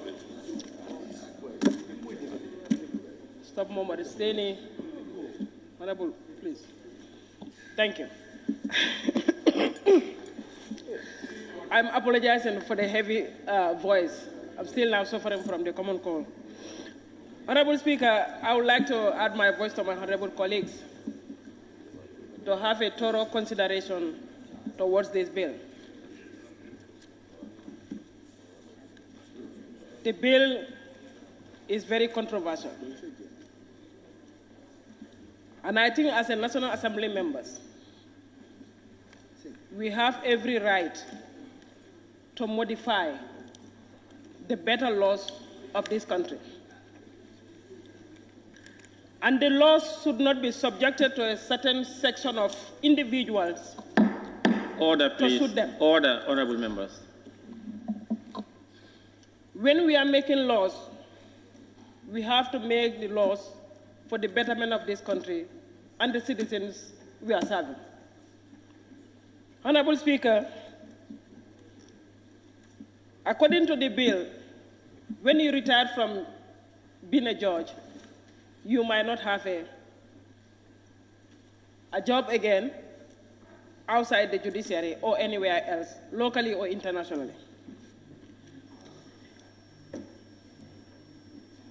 If that law exempts you not to have it, how about the president who appoints the judge? What kind of job the president can acquire after the serving of the nation? I don't think there's none. Only what is possible if you have a consultancy. We are not depriving them of the rights, but let's do it the better way, whereby tomorrow we are not going to be guilty on our own consent. Because some of these are part of the Constitution which has been rejected here. If we want to bring some of these things, I think the sanity should come with all the Constitution to come back here. We try to modify the better laws. Those are not good there. We omit them and serve the nation. But we cannot just confine the law within the certain section, because some people are just debating it. In fact, we don't have enough judges. This is possible. They can be on a life salary. But 1965, when Gambia was getting independent, or 1970, the population of this country was about 200,000. After 50 years, we are over 2 million. Are we expecting the country to be stagnant with certain judges or few judges within the country? Go to the university. How many law students there? Are they going to be only the lawyers in this country? No. Each and every one of them is praying for them to be at least be one day lucky to serving as a judge in this country. So you cannot single-handedly pick up certain judges. Who is more? Where is the fair deal here? It's not. We are not rejecting it. We know that to be a judge in anywhere in the world is a very, it's a very noble cause, a noble job who somebody will be preferred to be a judge. But by leaving the position also, you cannot be totally banging on. I've been serving in this country for quite a while, so I should be a life immunity of something, which is not fair. We the lawmakers here, National Assembly. These honorable members here, they went to fight for their seats. And they won, as some of the members alluded here. Only the president has the right and the power to nominate or appoint a minister. But the cabinet ministers have been given how many privileges here? They have their official cars, they have their utility vehicles, they have 2 drivers, they have every month of coupons. But when the National Assembly is making their, making the laws here, did they do the comparison? There was no comparison that ministers are having this one, so we should have it. No. We know that every responsibility comes with a challenge. Probably the ministers, the way the executive, the way they were operating, might not apply to us. But if it is a deserving immunity, I think this vehicle issue should have been a policy of all the government institutions. Because it's saving the state. It's saving the state. When I'm paying half of my vehicle, I would definitely make sure that the car is always serviced and modern to be my satisfaction. But with the government vehicle, what happened? Even they hit the side road, they will park it over there. The government has to invest on them to take them to the garage, to maintenance or whatsoever. All these are happening in this country. but we are not complaining. I don't know whether the Gambians don't know that, but this vehicle became so controversial that we don't have any entitlement in this country. That's not fair. We have an entitlement into this country because we are serving this country. Sometimes we stay here up to late nights. Some of us, you might not have a challenge to travel back to, but you have some members who doesn't have a car. They don't even have a motorbike. What do you expect that we serve here up to 3 a.m. in the morning and you expect to stand in the street or look for a transport back home? Those are not fair. So at least let's see the common goal of the country. The law cannot be confined for certain individuals and they leave the rest. We want even the sanitization will be happening. Honorable Minister, we would like you to include the magistrate judges. Because I was one time working with them when I was a youth president. So at that time, we have so many challenges. If you want the magistrate to go attend our cases in Basse, you have to provide a transport for them. You have to pay them or they will not go. So if they are dealing with such, if the situation needs to be changed, let's cover everyone. Honorable Speaker, I beg to submit. Thank you very much, nominated member Maimouna Sise. Honorable members, I have 32 on my list and only 12 have spoken so far. I can see that it looks like there are a lot of repetitions, but it's your right to say whatever you want to as long it's in order. I appeal that members summarize their opinions on the general merits and principles.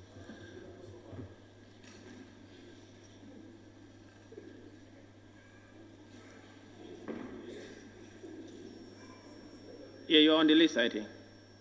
You're on the list, yes. Member for Jokadu.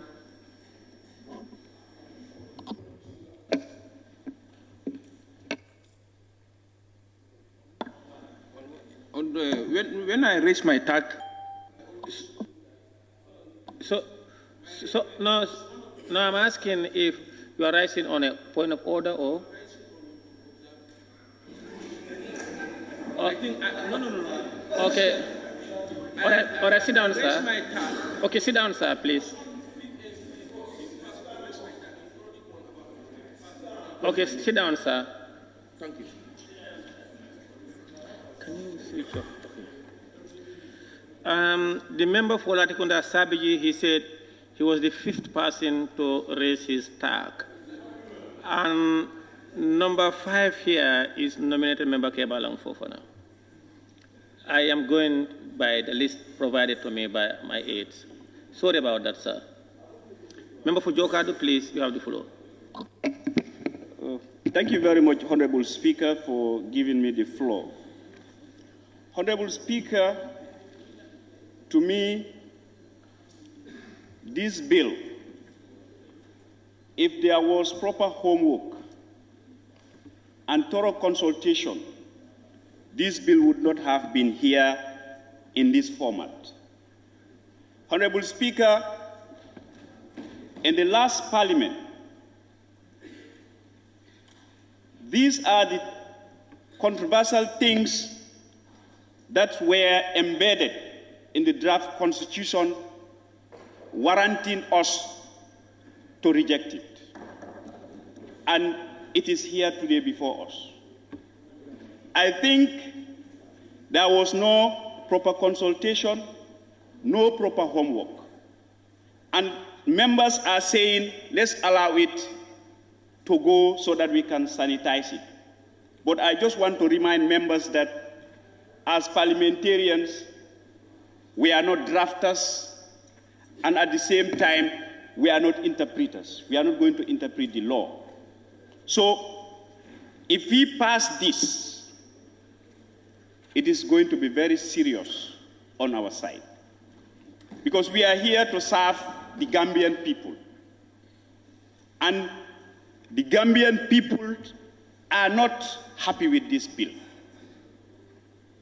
I have made several consultations, but the majority of the people that I have consulted are telling me that this bill is not for good. And I concur with them. Because there are so many things in this bill, if not all, but majority of the things that are embedded in this bill is not very fair. Because as a judge, before you became a judge. You passed through a system. You were taught by a teacher. From nursery up to you until you graduated, and then you take it as a discipline. You became a judge. When you were going to school as a young, you was becoming sick, and then they rushed you to the hospital. Doctors were treating you, giving you the necessary things so that you become what you are today. So we are sidelining all those major players, and then we are concentrating on this. I think this is a bill that we should not waste time on. To my own view, I was here in the last parliament. And the reason why I stood here and spoke on the draft, and the reasons that I quoted that were very wrong in the draft, this bill was part of it. You are serving the Gambian people. You are paid, you have been paid salaries and allowances. Now, after retirement, you still want to go home with that same package. And in the long run, those who succeeded you, where they found the scale, you are also augmented. Lift to that same scale. Why? Why that? Where are the rest? I think we should be very serious. We should be very fair to the Gambian people. As a government pro MP, I'm speaking with my consent. This is very wrong. This bill should not have been here if proper consultation and homework was done. And henceforth, I'm appealing to the government. Anything that they are bringing to these chambers, let them sieve it, scrutinize it very well before they bring it here. That's what I am appealing. What is going to happen if we pass this bill? Then I think let's start from now building a faculty of law from here up to Basse. Because all the other disciplines will be abandoned. Everybody in this country will want to become a judge, only a judge. It's very serious. Honorable Speaker, I don't want to take the time of the Parliament.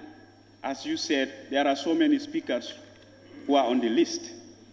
But to me, with my own consent, I'm not going to support this bill.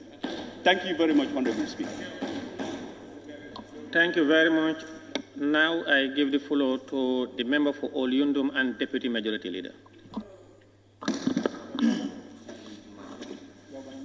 Thank you so much, Honorable Speaker. Honorable Speaker, first of all, let me make a declaration for my colleagues to understand something. This is not a football game between the majority and the minority. This is a bill before us for our own conscience to dissect the bill and express opinions and see where your position is. Honorable Speaker, when the draft constitution was tabled in the National Assembly in 2020, I was one of those who rejected the draft as a result of this clause, but not limited to this alone, but because there were also advocates to say, pass our draft constitution without a full stop and a comma. And they said a lot of things about the draft constitution. But also at the time, the draft constitution was only for us to either approve or reject, because we cannot at the time refer it to a committee.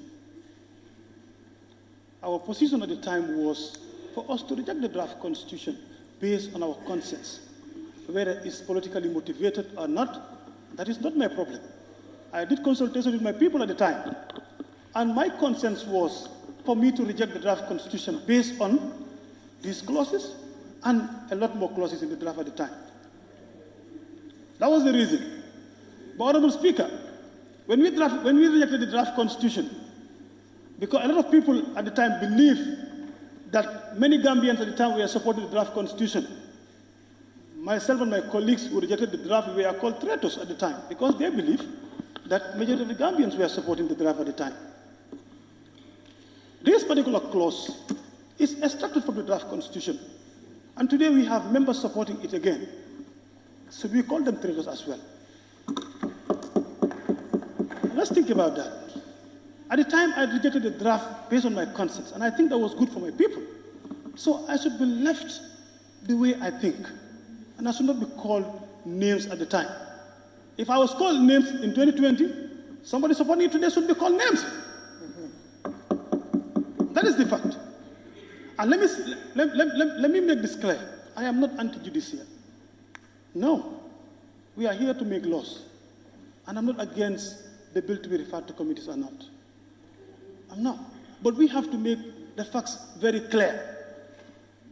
People at the time who were speaking, their opinions were politically motivated because for us, we thought at the time, we were rejecting the draft constitution based on our conscience. So that is what we've done. So today, those of you who were not in parliament at the time, I saw a member at the time who wrote on the Facebook, and he mentioned our names as traitors for rejecting the draft constitution. That member today is supporting this particular bill that is extracted from the draft constitution. Honorable member for Honorable Speaker, let me yeah, just... please take your seat, sir. You know, people are bringing in the issue of the draft constitution, and you know, members of parliament, you are good at dribbling the speaker, or as the Wolof will say, dahaganar. So let's please be on the principle and general merits of this bill, and then forget about the... I'm sure each member would want to respond to certain comments that are seemingly directed to some members of parliament, and we should avoid that. Thank you. Proceed, sir. Thank you, Honorable Speaker, because I did not have the platform to respond to those comments at the time. So this is the best time for me to respond. And I think I'm doing what I am supposed to do. Yes. So, can you please leave me alone? Honorable Speaker, the bill before us, for me, I think my colleague said we are vindicated because because I cannot support the bill if I did not lay these foundations. I have to say them so that people do. The reason why we rejected the draft constitution, because we were called names. Even if I am going to support the bill today, I have to lay those foundations for people to understand. Honorable Speaker, point of order. There is point of order from who? Huh? The member for Opanyomi, please give us the authority, please. Honorable Speaker, thank you very much for giving me the floor. Honorable Speaker, Order 8, Speaker's ruling. 3, Order 8.3, the Speaker's ruling shall be final on all questions of procedures and orders. Honorable Member, the Speaker has made ruling, just comply and your submission. Thank you.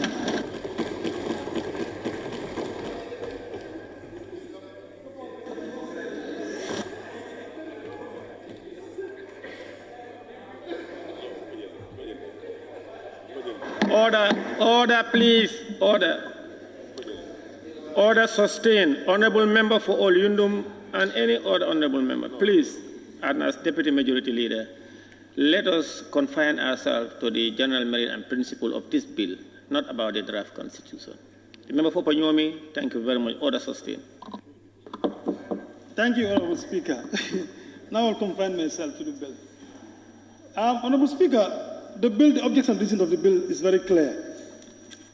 Member for Obasalum highlighted a lot of things that all of us should think about. And one of them is for the minister to respond to questions with regards to some of the questions that we have for him. That is, the bill before us is talking about judges alone. And it could have been a lot more of them in the judicial sector. They could have think in that direction to bring a bill that members of parliament will consider in favor of the judiciary and take care of all the needs that they have for the judges, the magistrates, and all other officers. That would have been better for us to consider. Because for me, the bill is tied to at least 3 provisions. And even if you perhaps take the bill to the committee stage.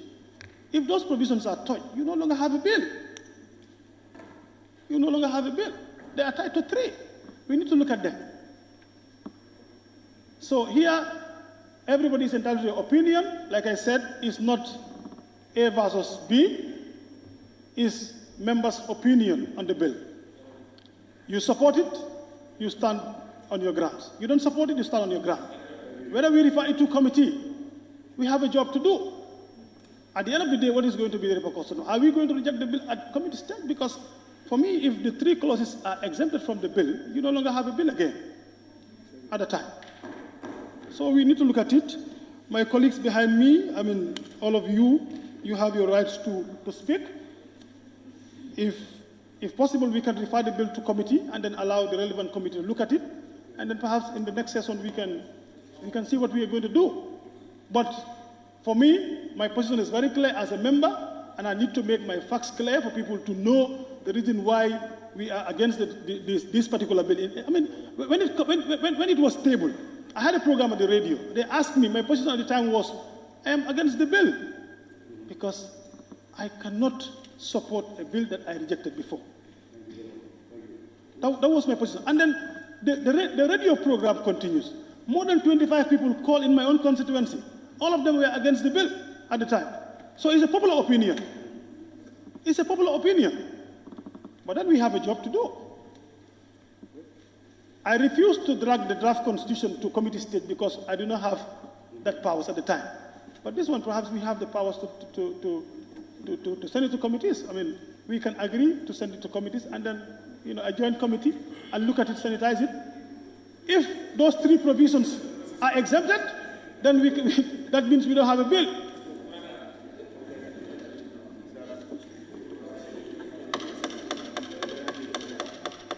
My position now is, I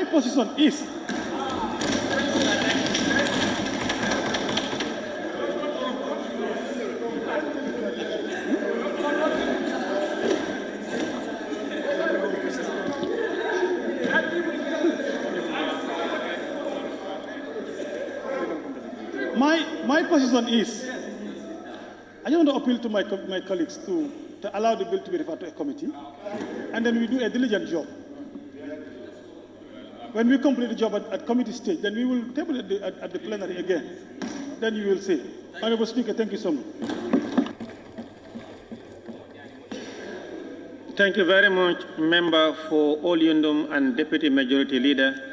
I now recognize the member for Sabak Sanja.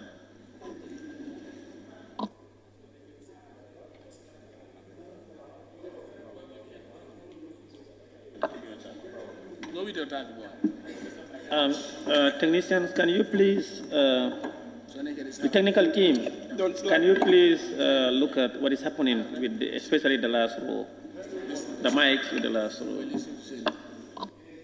Yeah, the member for Sabak Sanjal, please proceed. Thank you very much, Honorable Speaker, for giving me the floor.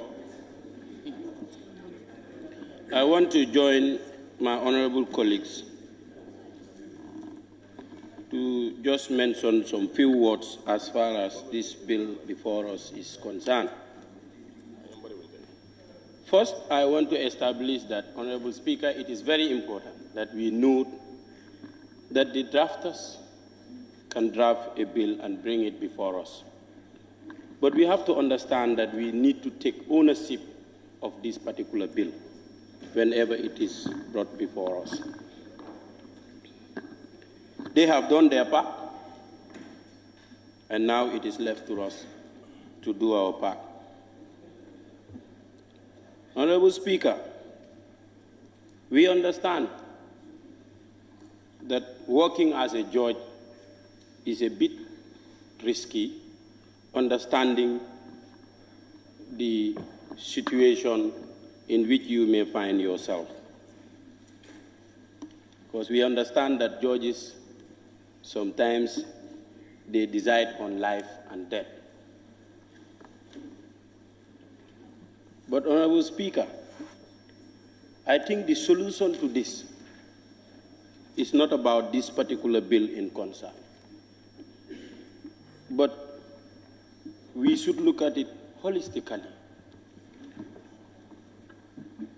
come up with a salary restructuring generally for all sectors, and not only specifically saying judges. How about magistrates? I think they are also working under the Judiciary, and they are also very important. Honorable Speaker, the Honorable Minister have cited some sections of the Constitution, but I also want to refer this August Assembly to Section 68, subsection 2.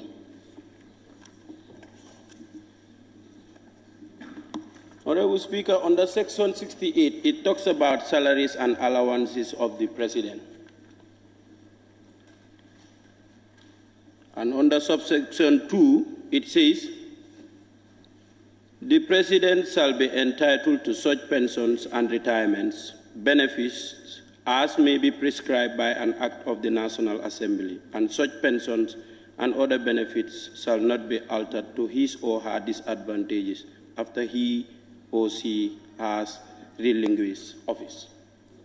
Honorable Speaker, I don't think we should set a precedent here. Fine, I understand the position of the Judiciary, but if we pass this bill, I hope that the office of the President will not also bring something like this.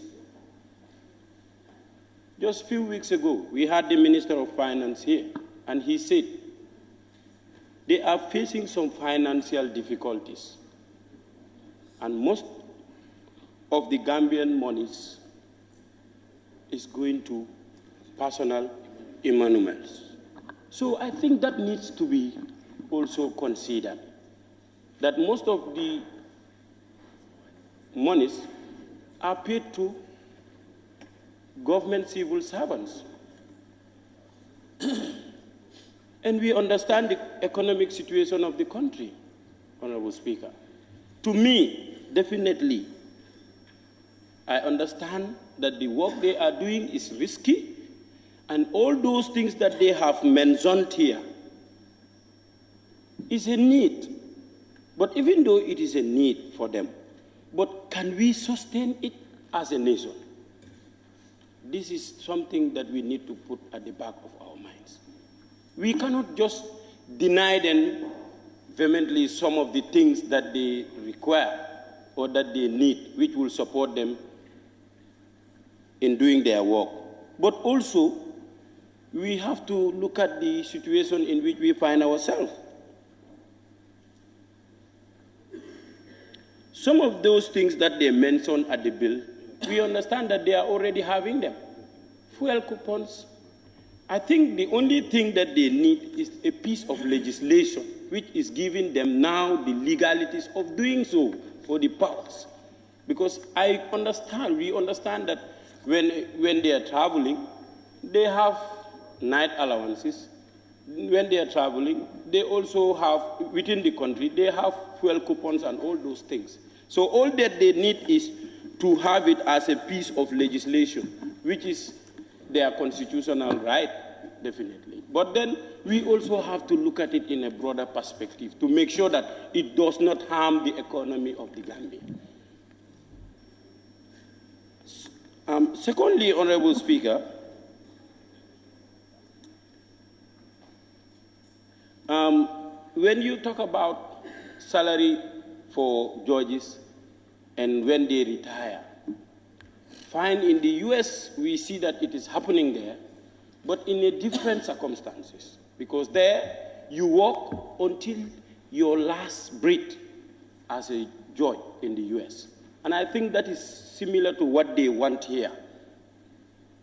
But, Honorable Speaker, to be honest, we have people who are also doing a very, very difficult job as judges. But they are not having all these things. And they deserve it.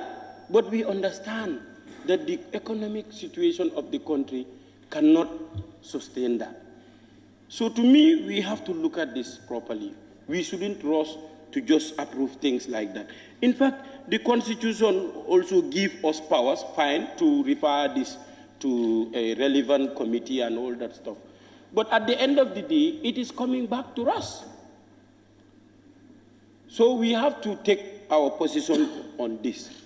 Either we say, okay, let's sanitize it, or no, we just decide to put it aside, and then for the benefit of the nation. I think that is what we need to do. So, Honorable Speaker, to be honest, I respect all judges, because I said it here, they are doing a very risky job. They decide on life and death, and you cannot decide whether for me to lose my millions. At the end of the day, I can go to shopping and see you in the supermarket like that when you decided that I should lose all my millions. Definitely, I can understand their position, but also I understand the economic situation of our country, Honorable Speaker. So I'm looking at it on both sides.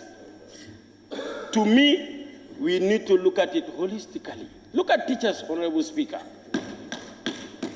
Honorable Speaker, some teachers are posted on certain villages.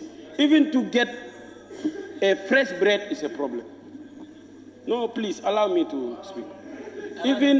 Even to get fresh bread is a problem. Talk less of good salary. So we need general review of the whole situation. Salary restructuring is what is solving the whole situation. You are a permanent secretary, you are entitled to A, B, C, and D. You are a magistrate, you are entitled to A, B, and C. You are a judge, you are entitled to A, B, and C. But to say we concentrate on one particular thing, fine, National Assembly is important. But do we get all what we want as National Assembly? No. Teachers, do they get all what they want? No. Doctors, do they get all what they want? No. So what I am saying here is I think they already have most of those things that are mentioned here on this piece of legislation. They already have them on this bill, rather. They have them. Travel allowance is given to them. Fuel coupons is given to them. Night allowances are given to them. All they are requesting is to have it as a piece of legislation. Now it is for us to decide whether to say yes or no. So for me, definitely my position on this is I am considering the economic situation of this country, which is the Gambia. Even if we have to approve it, it has to be in consultation with the Minister of Finance to know that yes, we can do it. If no, we cannot survive it, we put it aside. With those few remarks, Honorable Speaker, I beg to. Thank you very much, Member for Sabah Sanjal. I now give the floor to the member for Fonyi Jarol.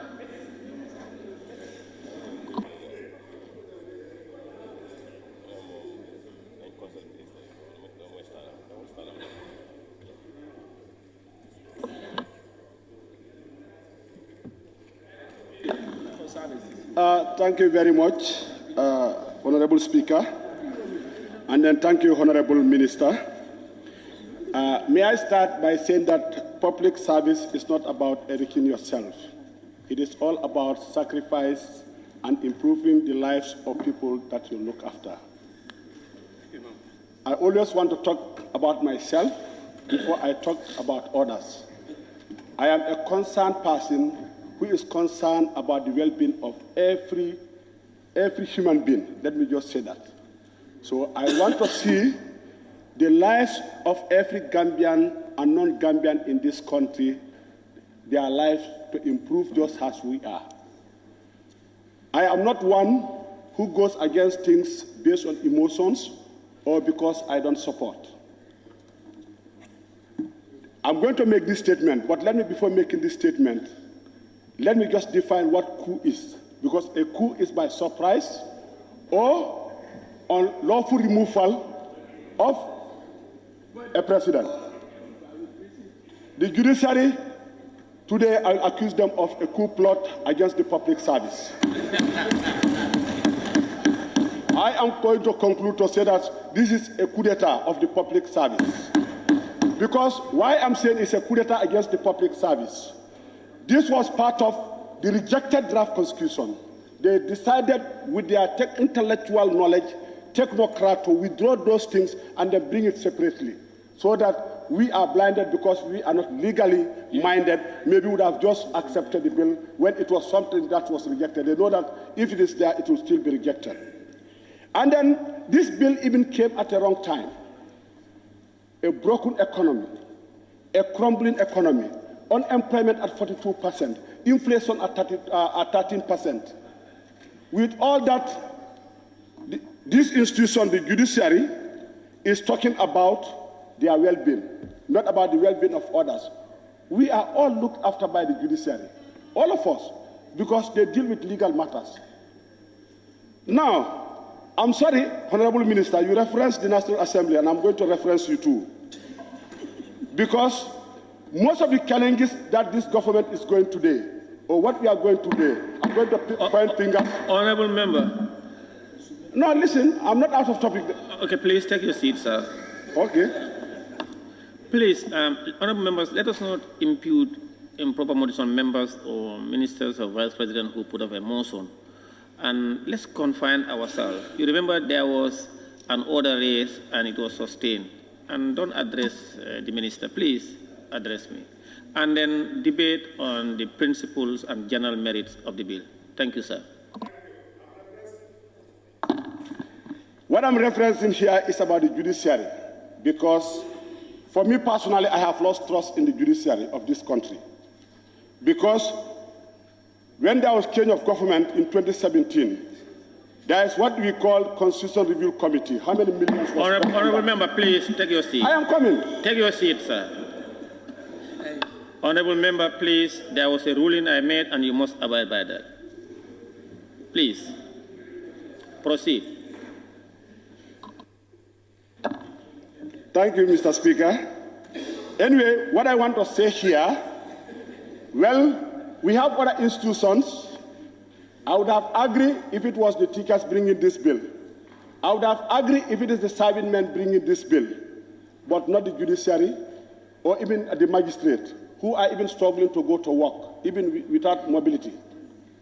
So if the judiciary is coming to talk about their well-being, I think the judiciary is here for the well-being of every nationality or non-nationality of this country, because all of us are bounded by laws.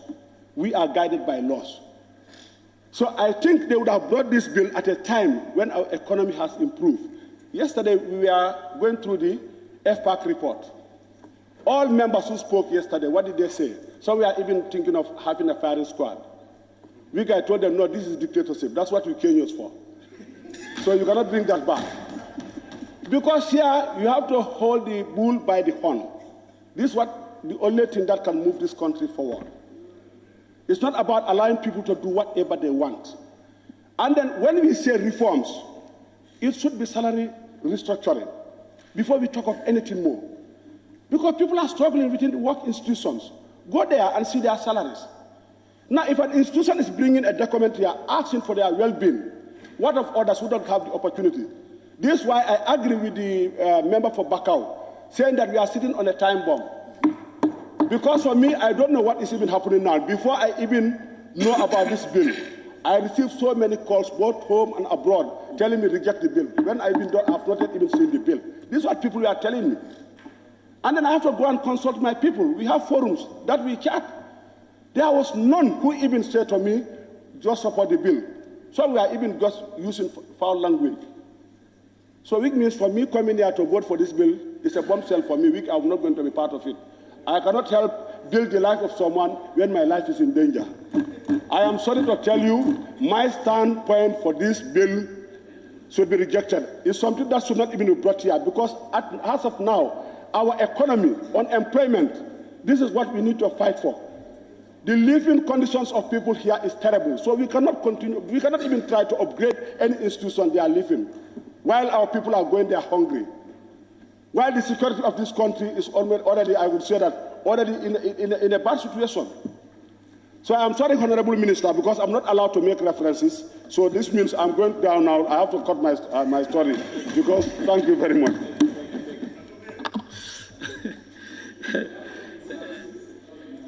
Thank you very much, Member for Nijaro. Maybe do I take it that because you are constrained by the orders, you would have thrown a bombshell here. Thank God you are. Now I invite the member for Joshua.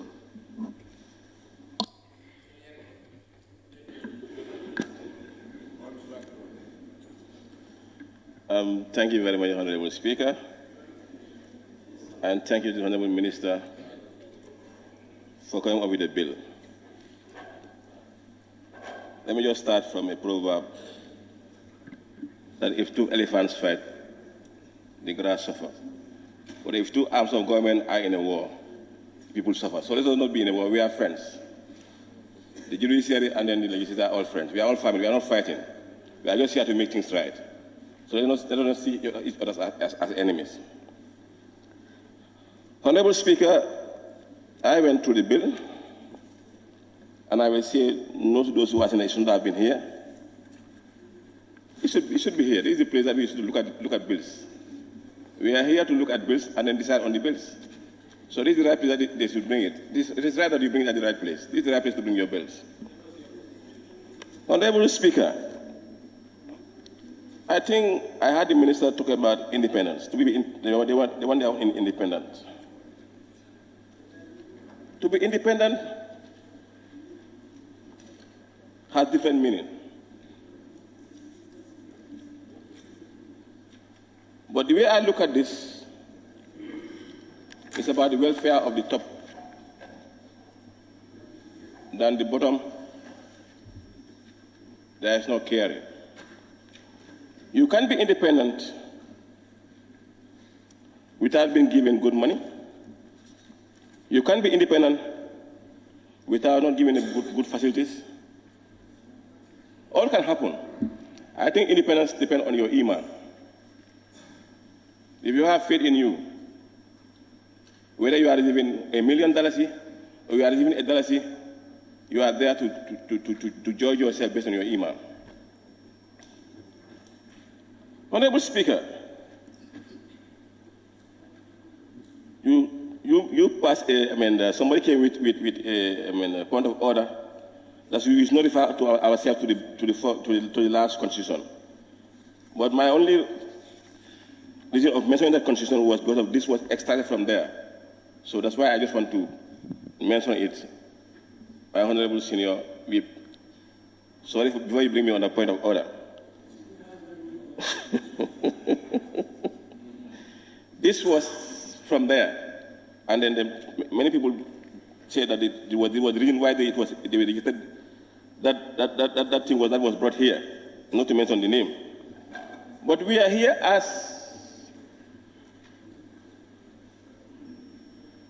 here sitting on this bill today by looking at it and look at the end of the bill. Should it come at this time? Should it be passed? Or should we look after? At the end of the day, we have what we want. Some people talk about being private. Being private and being government are different. In all sectors. The private sectors are more paid. The private sector, when it comes to, in my field of construction, it's different. When it comes to the teaching field, the private schools are paid more than the tickets in government schools. So let's not compare being private and being part of government. The only thing that we need to look at here is whether what we have here covers everybody. I will say no. Everybody is under risk. As when you are working, there is risk attached to your position. There is risk attached to your position. Before being a judge, or before the judge decides on cases, I think it starts from the magistrate. The magistrates on many cases are more risky, very, very risky to decide on, and they decide on it. Let's go to traveling magistrate in the provinces. There was a time I was on tour with a team of MPs. One magistrate called on me to say, Honorable, we have no vehicles. Today I'm deciding on a case, honest to God and Nabi. I am without a vehicle, and this case, if I decide, my right is at risk. And if I am going home, I'll be on a motorbike to go home. That's what he told me. And even in the room that he was deciding that case, There was no chair that they can sit. They were all sitting on the floor. And they are not catered for here. So how can they be honest to decide on cases? How can they do it right when they are not motivated? I think it's important we look at it properly and come back to one thing that many people have already mentioned. Our salary scheme. Let's look at it. Let's everybody feel. There is no one here who will say, I go home with, at the end of the month, when I receive my salary, I am okay. There is no one who will say it. The more you are paid, the more problems you are having. But at least, let's look at the scale and upgrade those scales so that people feel that at the end of the salary, at the end of the month, I have something to take home. When you come to pensions, I have a question to the minister. Pension and salary. Because it's like in the government pension scheme, they talk of 15% of your salary as your pension. But here, if you are saying your last salary to be replaced, to be referred as your pension, is it now a continuous salary or pension? I think it's a continuous of your salary. Whilst you are not working, your salary continues. When there's an increment, they increase your salary. So you are still seeing your salary. It's not a pension. Because pension is designed by a certain percentage. So I think we have to look at these two things properly, between the pension and the salary. I think we should name it as continuation of receiving your salary. Honorable Speaker, we need to be very honest to ourselves and know that Gambia is our Gambia. Everybody has a responsibility. Even the drafters who drafted this. So I'm not speaking on their behalf, but I know when they were drafting it, they were not happy.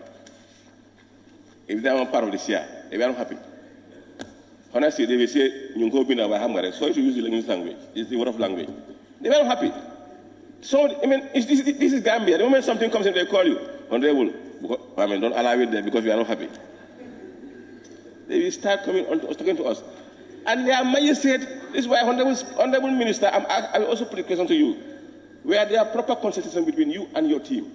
Were there any consultation? Did you consult them? Did you talk to them? Did you ask them? Did you ask them that they are taking this? It's important. Because these are people calling you that we are not happy, we are not catered for. And they are the ones who sit over at that level to decide on cases. That today he's going to be sent to mile 2. Today they are going to do ABC and on individual. And next thing we see in a very small car going home, or even looking for a lift to go home. So I think, Honorable Speaker, we need to look at this bill properly. Some are saying that we just throw it from here. Some are saying that we refer it to committees. It's ours. This is our book. And it's meant for Gambians. If it does not favor us, let it stop here. You say we are putting it here, we are not, it's not going further. So I will lie with those who are saying that we just stop it here and move ahead. It is something that at the end of the day, you cannot have a group of a football team to say only strikers are to enjoy. How about the defender who is defending? The midfielder who is giving the ball to the striker to score. So if you want to consider only one who has only scoring the goal to be enjoying, then at the end of the day, next week they also come and penetrate your defender and score you. My position is very clear. I say we are living here. It is stopping here, not moving to committees. It's very clear, bro. For me, I'm serious. I never go back. Honorable Speaker, this is our bill. I have seen 3 months leave, vacation, for 3 good months. When there are a pile of cases, people are in remand in mile 2, waiting for trial, people are sitting down, waiting for their cases. People have, gone to court, want to travel back home, you want to sit for 3 months. I think we have to look at these things properly, Honorable Speaker. At least, because we are always busy. We are here spending nights here. And we are only giving 1 month to rest. And that 1 month we are giving, it's not even vacation. Because it's in August. August they call you for disaster in your area, flood. You are running after every corner of your areas. Then you are not resting. At least, as usual, 24 days or 30 days leave, it's okay. Not all judges should go together. When they are all together, everything is at a halt. So it's like they have to wait until 3 months to start again. Let's look at this, Honorable Speaker and the Honorable Minister. Honorable Speaker, before concluding, I think they said that one did not pass because of politics. But it's like the political will is also working within us here. Let's talk about it. Let's forget about politics. This country is our country. It's only red, white, blue, white, green. What is the interest of this country should be our disadvantage. What is the interest of this country should be something that we should fight for. Let's see Gambia first. I know that Gambia is our own country. Thank you.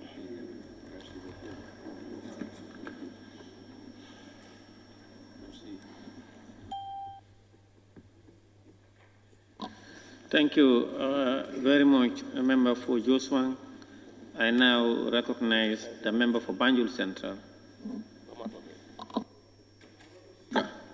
You see, I don't like to be bullied, especially people of your type and character. I hate it. I raise my hand before all these people. I'm not like this. I raise my hand before all of them. I don't like to be bullied of your type and character. I hate it. Order, please. Order. Honorable Member Folatekunda, you are out of order. Members must respect standing orders of the Assembly. You said you are number 5th. I couldn't know how you were number 5th. I raise my hand before all of them. Put off your mic. I am not going to put off my mic because I now have only Honorable member, put off your mic, please. Honorable Member, don't put on your mic. Don't put on your mic, please.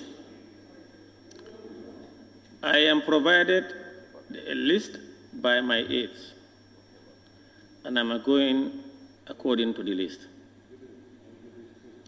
I am not bound by law to disclose the order of my list or even how I call members. What is important is members must be here and must listen to their colleagues as they contribute. And I can tell you, you are not among the number 10. You are not. I am going in order of the list that I'm given. And you are fond of, at any point in time, putting off your mic and addressing the Assembly. We have these standing orders for members, even if they don't know, but they should read. And when they read, after 1 month, 2 months, 1 session, 2 sessions, you should be able to offer yourself with rules of procedure. I'm okay with these rules more than you. Let me tell you that I am more okay with these rules more than you. Please don't. I am more okay. There is point of order by the member for Jimara. Minority Leader, take yours.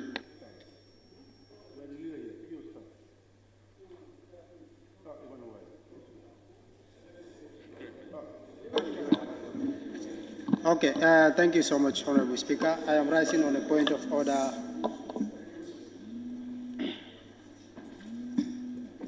Please, there is order by the member for Jimara. Yes, Honorable Speaker, I am rising on order 21, 121-2.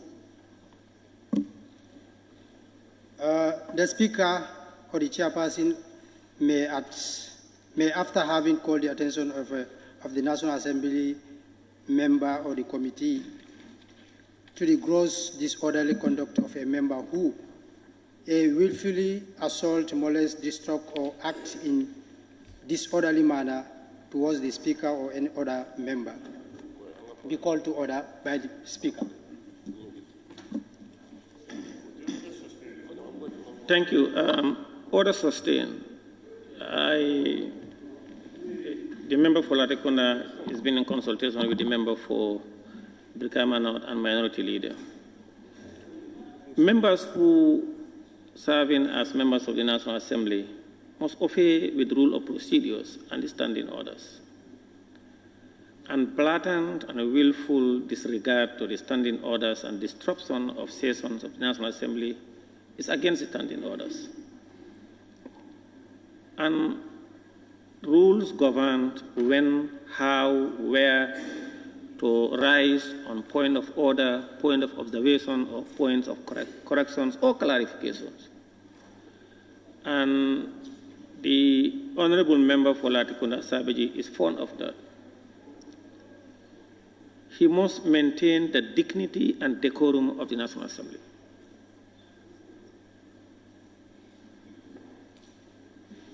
Yes, Member for Lower Salem, your point of order? Yes. To observe your proceedings. Yes. Honorable Speaker, it doesn't mean for the members not to obey their rules. The members should know that you are the custodian and presiding officer. The respect should be there. That position is not you. It's not you. They cannot see you as sitting here, Honorable Speaker. He must respect the proceedings, Honorable Speaker. Honorable Speaker. Thank you, Member for Lower Salem. I cannot agree more. Yes, there's point of order. For Opanyomi. Yes. Thank you very much, Honorable Speaker. Just to add on to what the Honorable Member for Jimara has cited, 21(2)(b, persistently and willfully obstruct the business of the Assembly or Committee. The Honorable Member for Latikunda Sabaji is fond of doing this, and there should be a stop to it. Thank you. Order sustained. Thank you. Order, Honorable Speaker. Nominated Member Fatou K. Jawara. Thank you very much, Honorable Speaker. I'm rising on Order 21, permissible and suspension of member. Honorable Speaker, Order 21F. If a member persistently or willfully disregard the authority of the Speaker, order the member to withdraw immediately from the chambers or committee meeting during the remainder of the day. Honorable Speaker, I think your ruling should be confined to this, not that he is consulting with the minority leader. Thank you.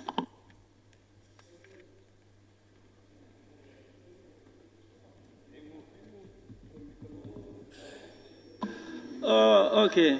Yeah, you know, our number one responsibility is to guide.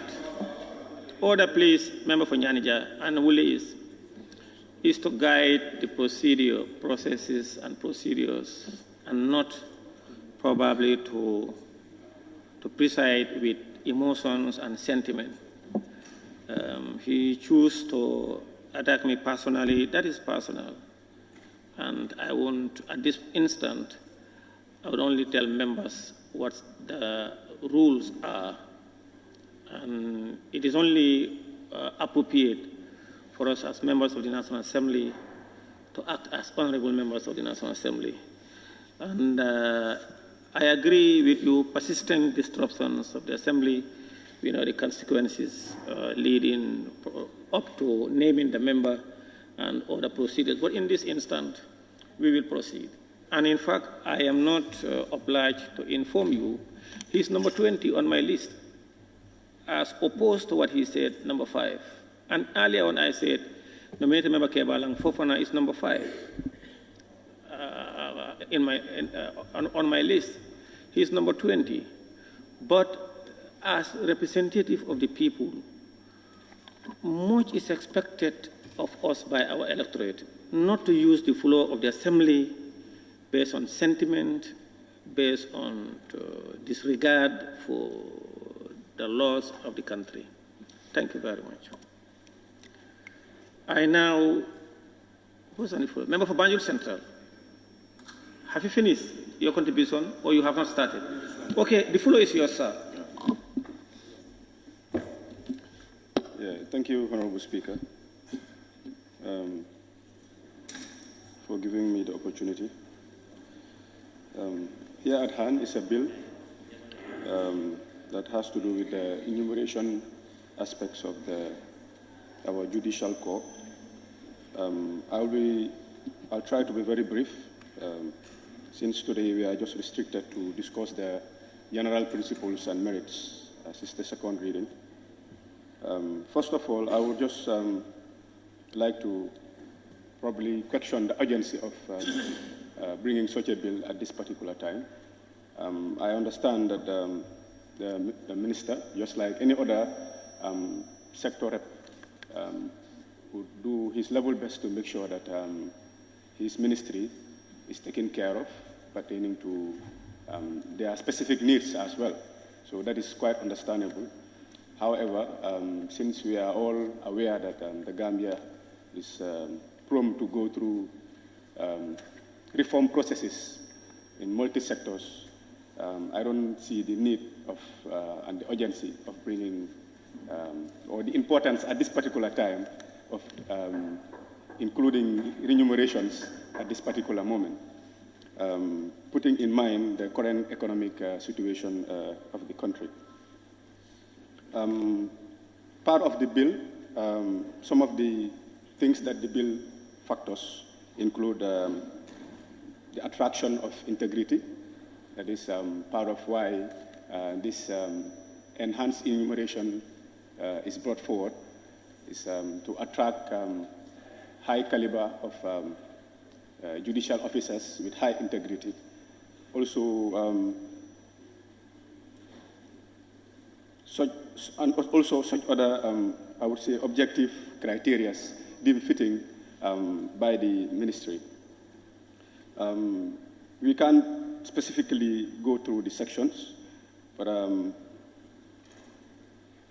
part of the section descriptions, it defines and categorizes the allowances and the benefits of the respective levels of enumeration based on their positions, but also prescription of the respective, like I said, merits.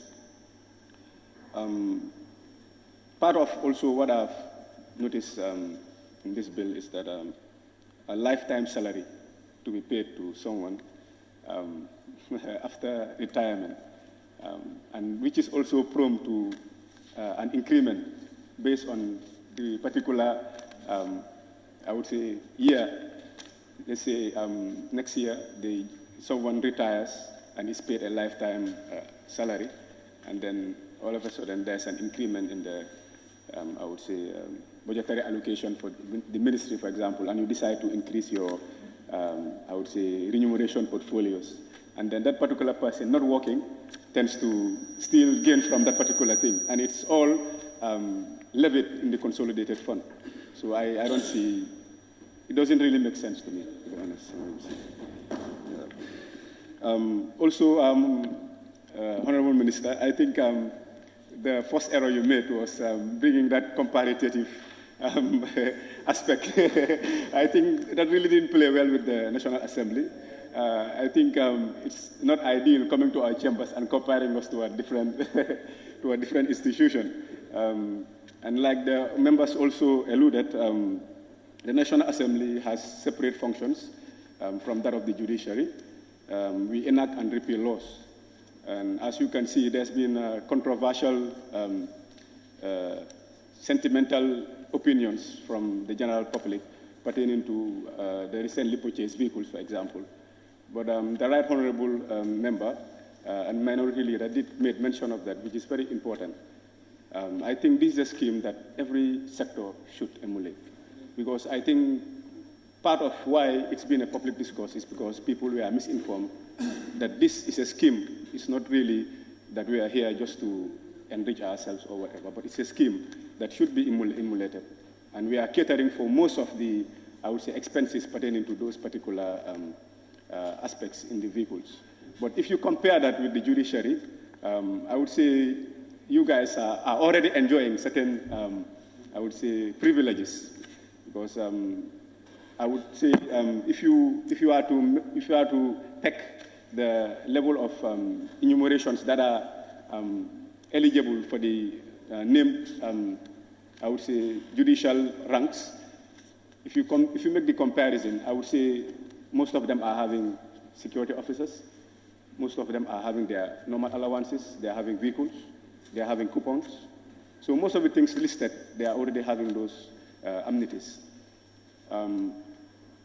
So I don't see any reason why this should come now, or why is it so urgent. because I think there are already very attractive remunerations, I would think. I haven't looked at it in depth, but I would think that most of the occupants in these spaces are enumerated attractively.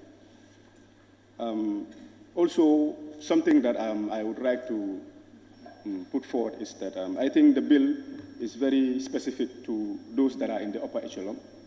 I think a needs assessment, I don't know if a needs assessment was done to look at things on a sectorial level, the ministry at large, at least to include the subordinates as well, because the members did mention here that there are some are cleaners there, some are drivers, you know, some are having very low positions over there.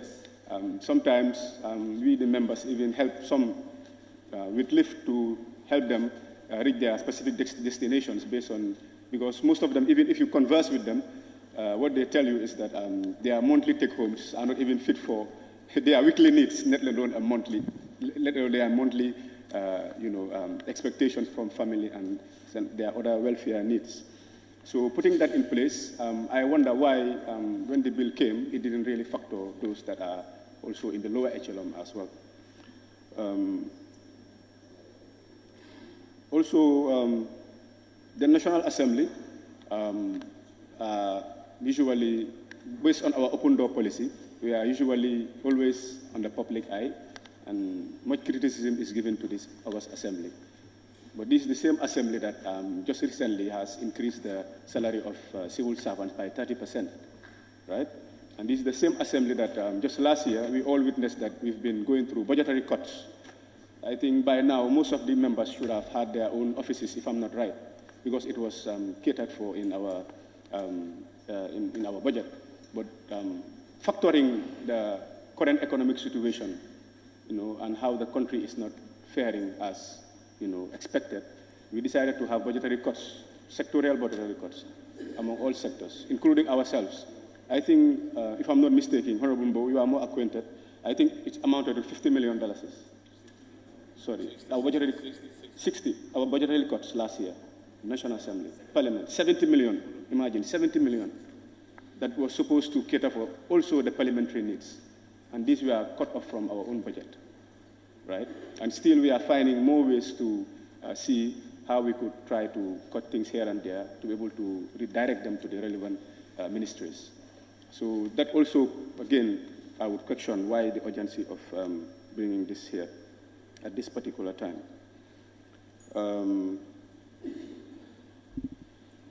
With regards to the bill, I wouldn't come out and reject it outright. I think that will be very inconsiderate.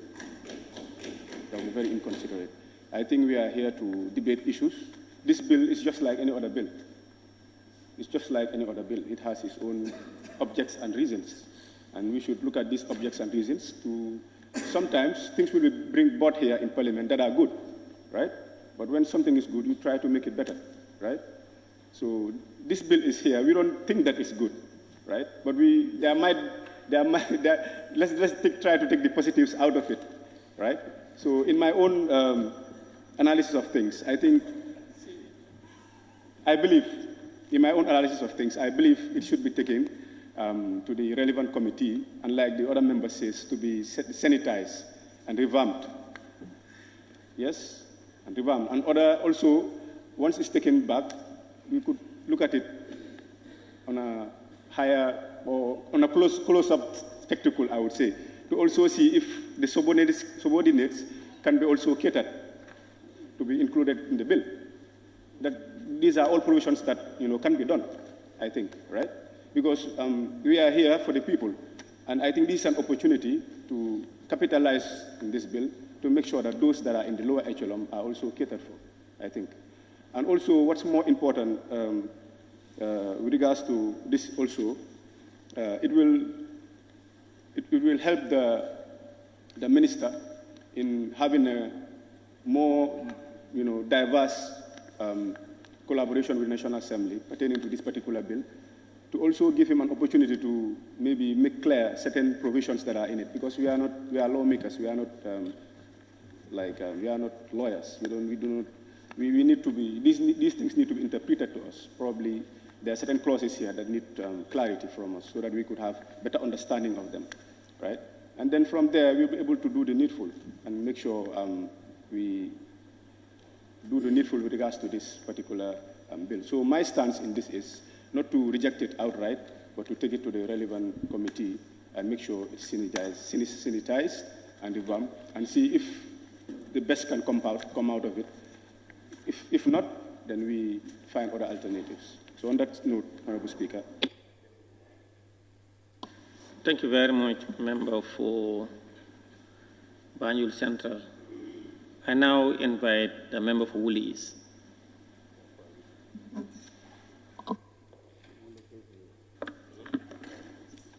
Thank you very much, Honorable Speaker, for giving me the floor.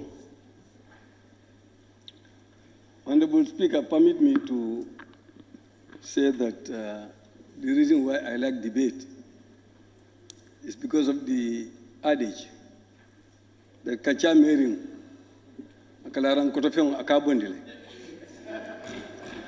So many things are going to be revealed or are being revealed about this. Honorable Speaker, this government is very good in building bureaucracy. They are very good at that. And it is bureaucracy that is going to make this country bankrupt. Let's continue building the bureaucracy. It will eventually kill everything in this country. Honorable Speaker, the bill before us is titled Judicial Officers, Remuneration and Other Entitlements Bill. That's the name. And that includes judges, it includes all the other judicial officers. So it's not just about judges, it's about all judicial officers. Their entitlements, which includes also magistrates. But Honorable Speaker, what is here, in my opinion, in terms of cost, are proposals. They are not cast in stone, they are proposals. Because the ultimate decision on this is us. So we have the knife. They can put 1 million there, we can cut it and put 100,000. So it's under us. The proposals, though, appear to be a bit above board. Because they are talking about exemption from tax. This country is a tax base. So it is to collect tax from all of us, to put it together, to carry out government functions. Health and incidental debt, insurance, per diem, equal to the vice president, things like that. I think that's what agitates us. Why should a judge's per diem be equal to the vice president? Those are things that and require with security and full salary. Like I said, it is our responsibility to also find out the salaries of our judicial officers or judges and magistrates. And that should pertain to the Statutory Salaries Act. There is a law on salaries. They are better placed to determine what should be the salary of the judge, what should be the salary of the permanent secretary, what should be the salary of a teacher, or a qualified teacher, etc., etc. They are there. So that is not really our responsibility. I believe that that is another domain that should do that. Because if you ask us to do that, we will not be able to do it correctly anyway. We will not be able to determine objectively, all the salaries that are in the country. There is a body that should work on that. For example, Honorable Speaker, we should find out the salaries, if we are working on this, for example, to see whether our judges are in fact underpaid. Because when I checked the estimates for 2022, I compared the salary of a Supreme Court judge, a new judge who is just employed as a judge. I compare it and then I see that it's equal to the salary of majority leader. So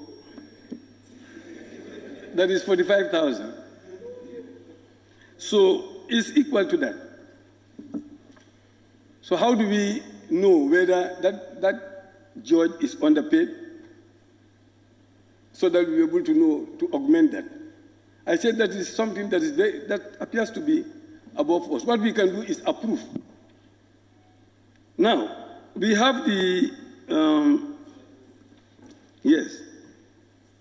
we have the Constitution, which has recognized JSC, Judicial Service Commission.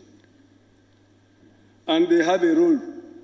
And the role is also here. Many things are there, but let me just see.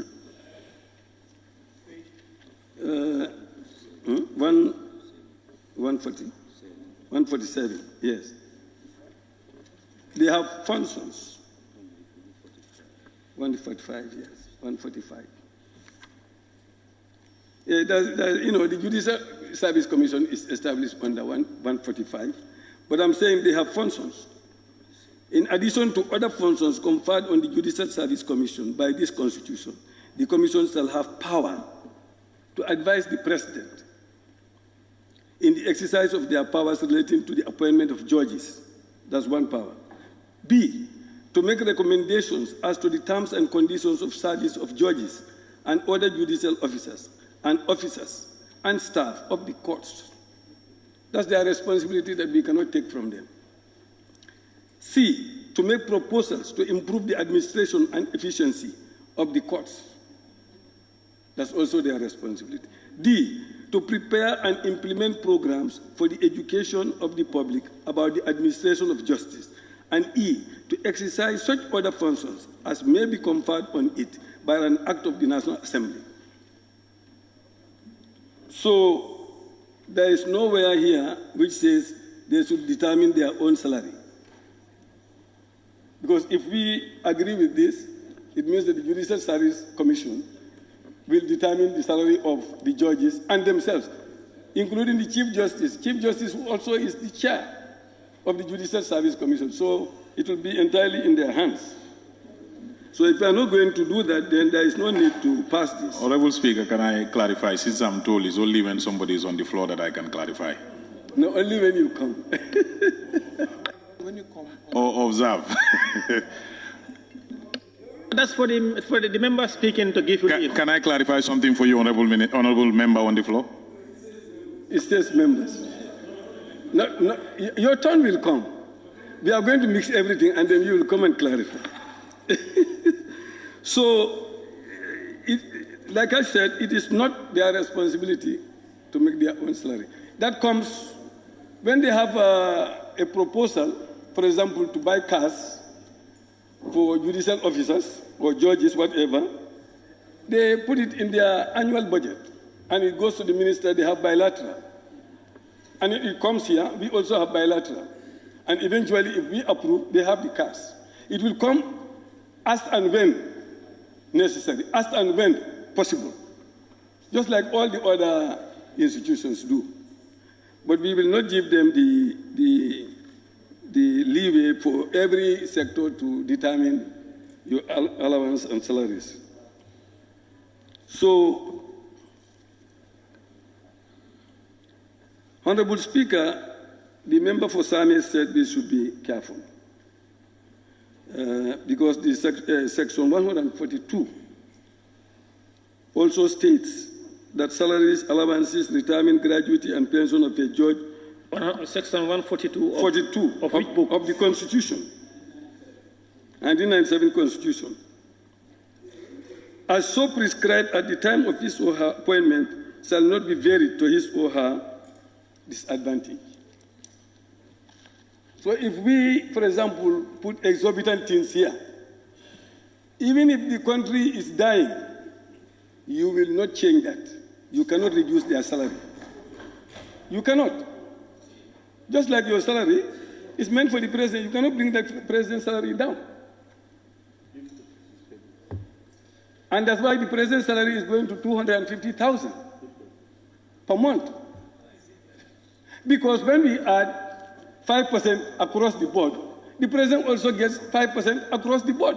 And 5% of 200,000 is a lot of money. So what we require is a salary restructuring, Honorable Speaker. It's a salary restructuring to ensure that everything is calculated, to ensure that what is embedded here for the judiciary, for all the other people, is standardized in such a way that, you know, what is good for the goose is also good for the gander.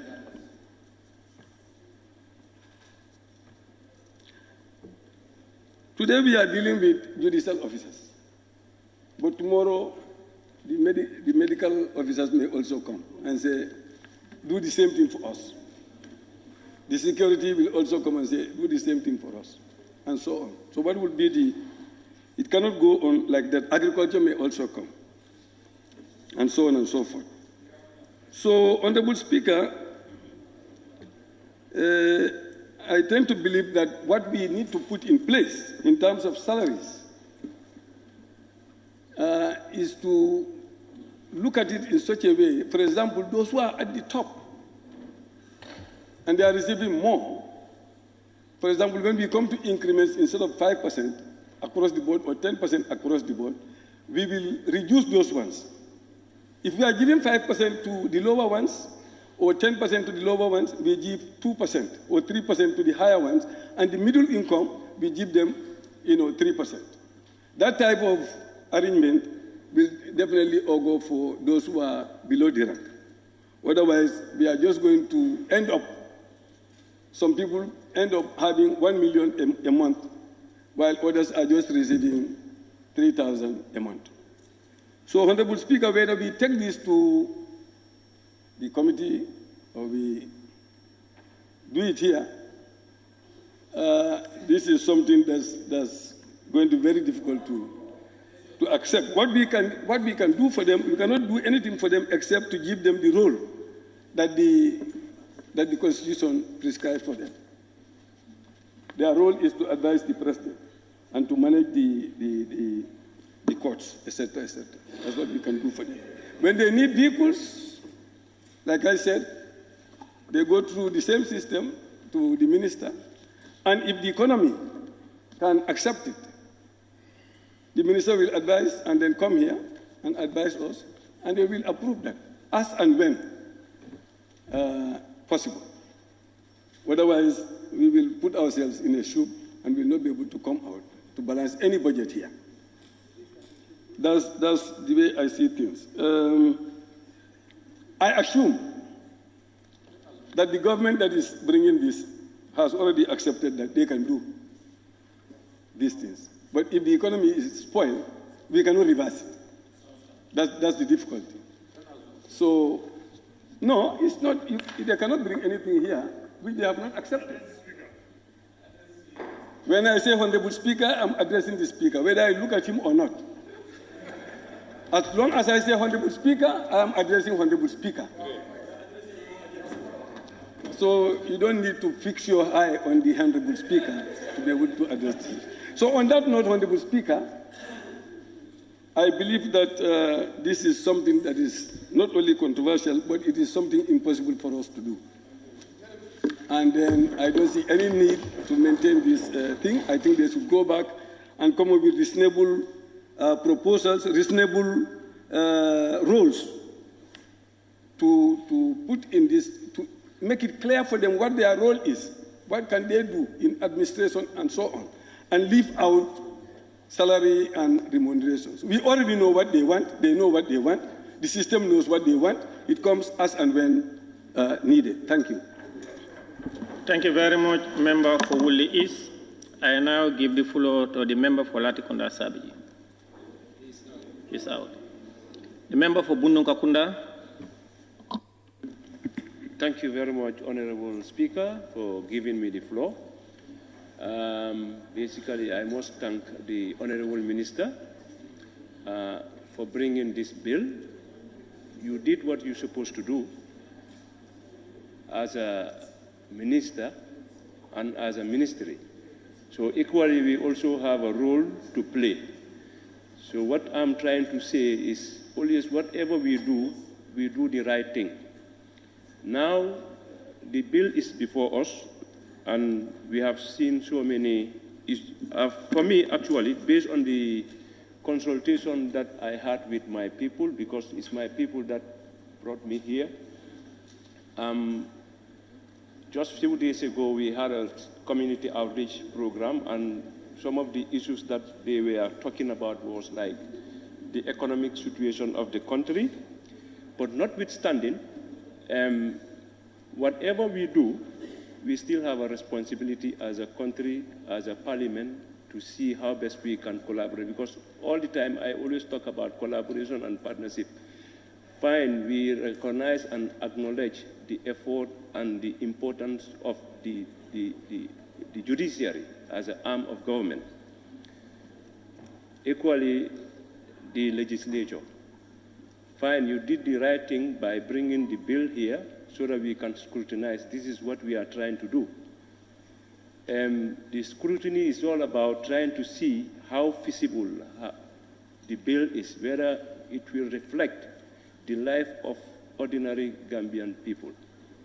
So for me, actually, I don't know. I just want to know whether there was any consultation, proper consultation done with regards to this bill, because people are talking about magistrate, but I think this bill should be more inclusive, because we may not be equal, fine, but as far as work is concerned, as far as national development is concerned, every sector of the government is important. Even the cleaner is important, because if the cleaner doesn't clean your office, you can never stay in your office.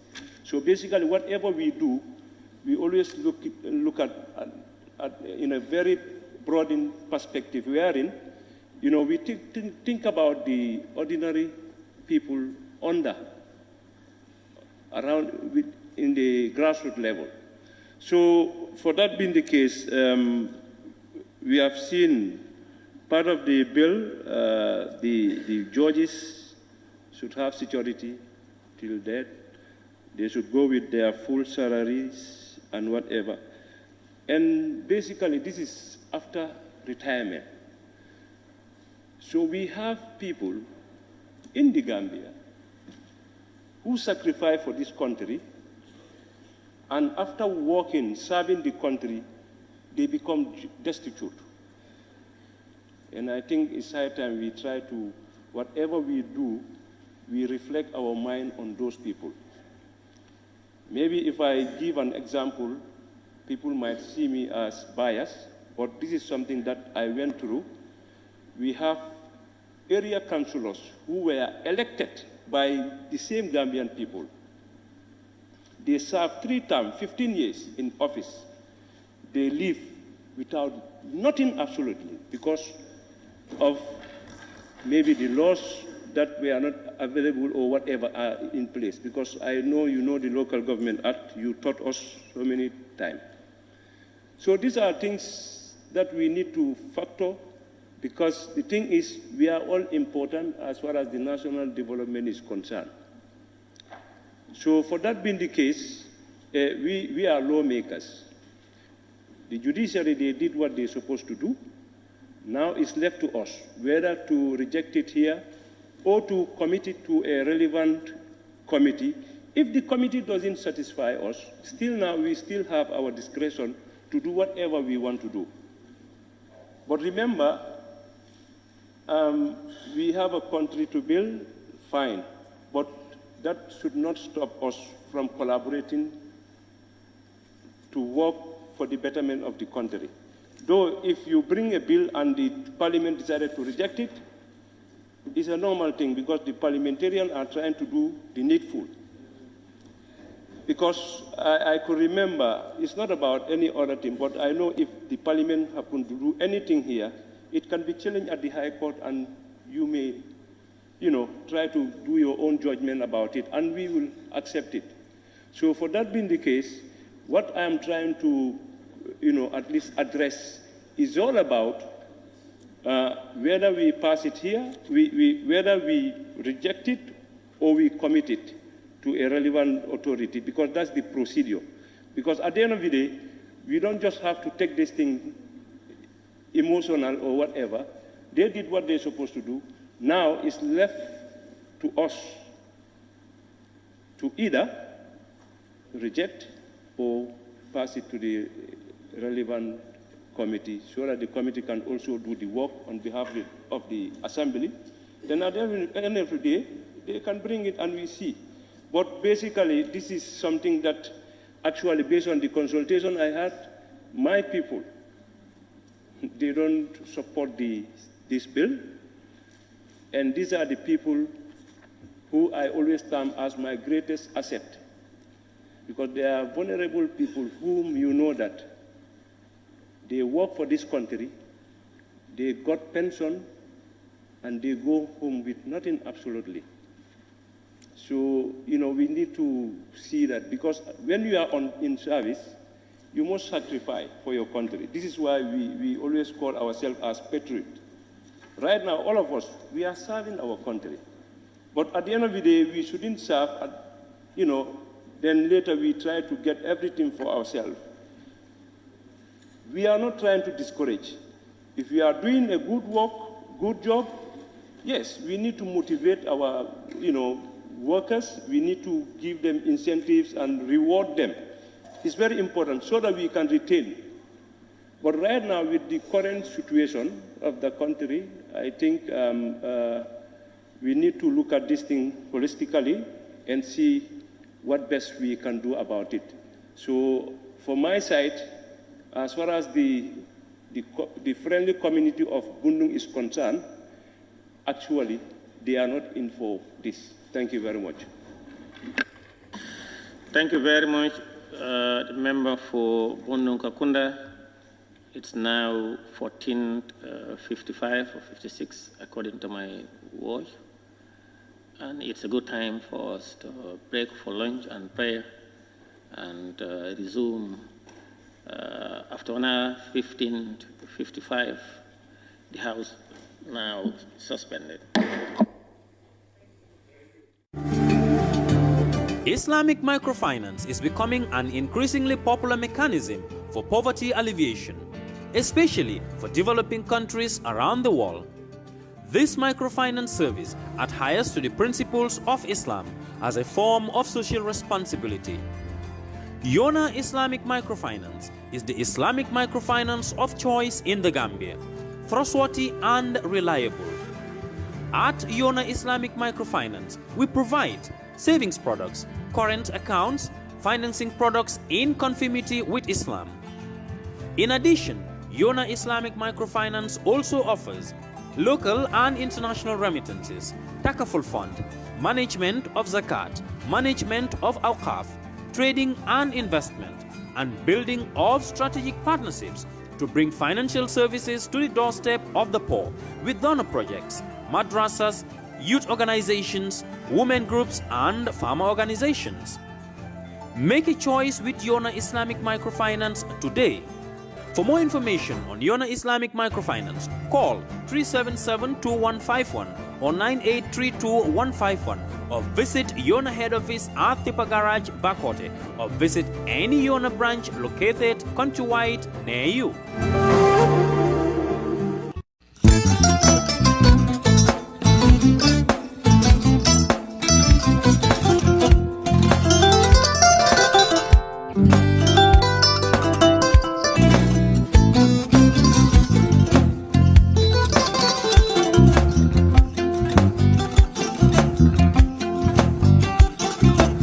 Agad.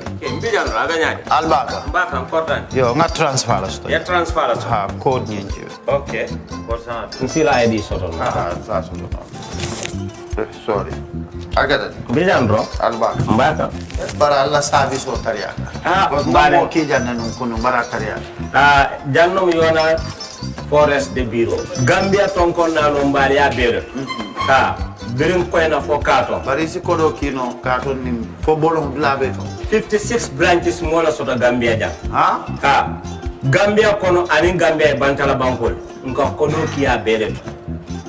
kodo sifa fo falindiro fo nyaadi lafta même na kodi to poto nin kodi maraw jannom number 1 di nyonta andum fana nata anoda enterprise sotale wala nyindi ko domorol fana kol fana be firale de dadi manin domorol ni fana be teat gambia dawda yalo ngam fa kendol sotale je wo moyo diat apelenta ni wo ka ni na lafta nyelen kendol e binaji yalo bu kanila ko la baraka ba yalo ndel ciosano lo abaraka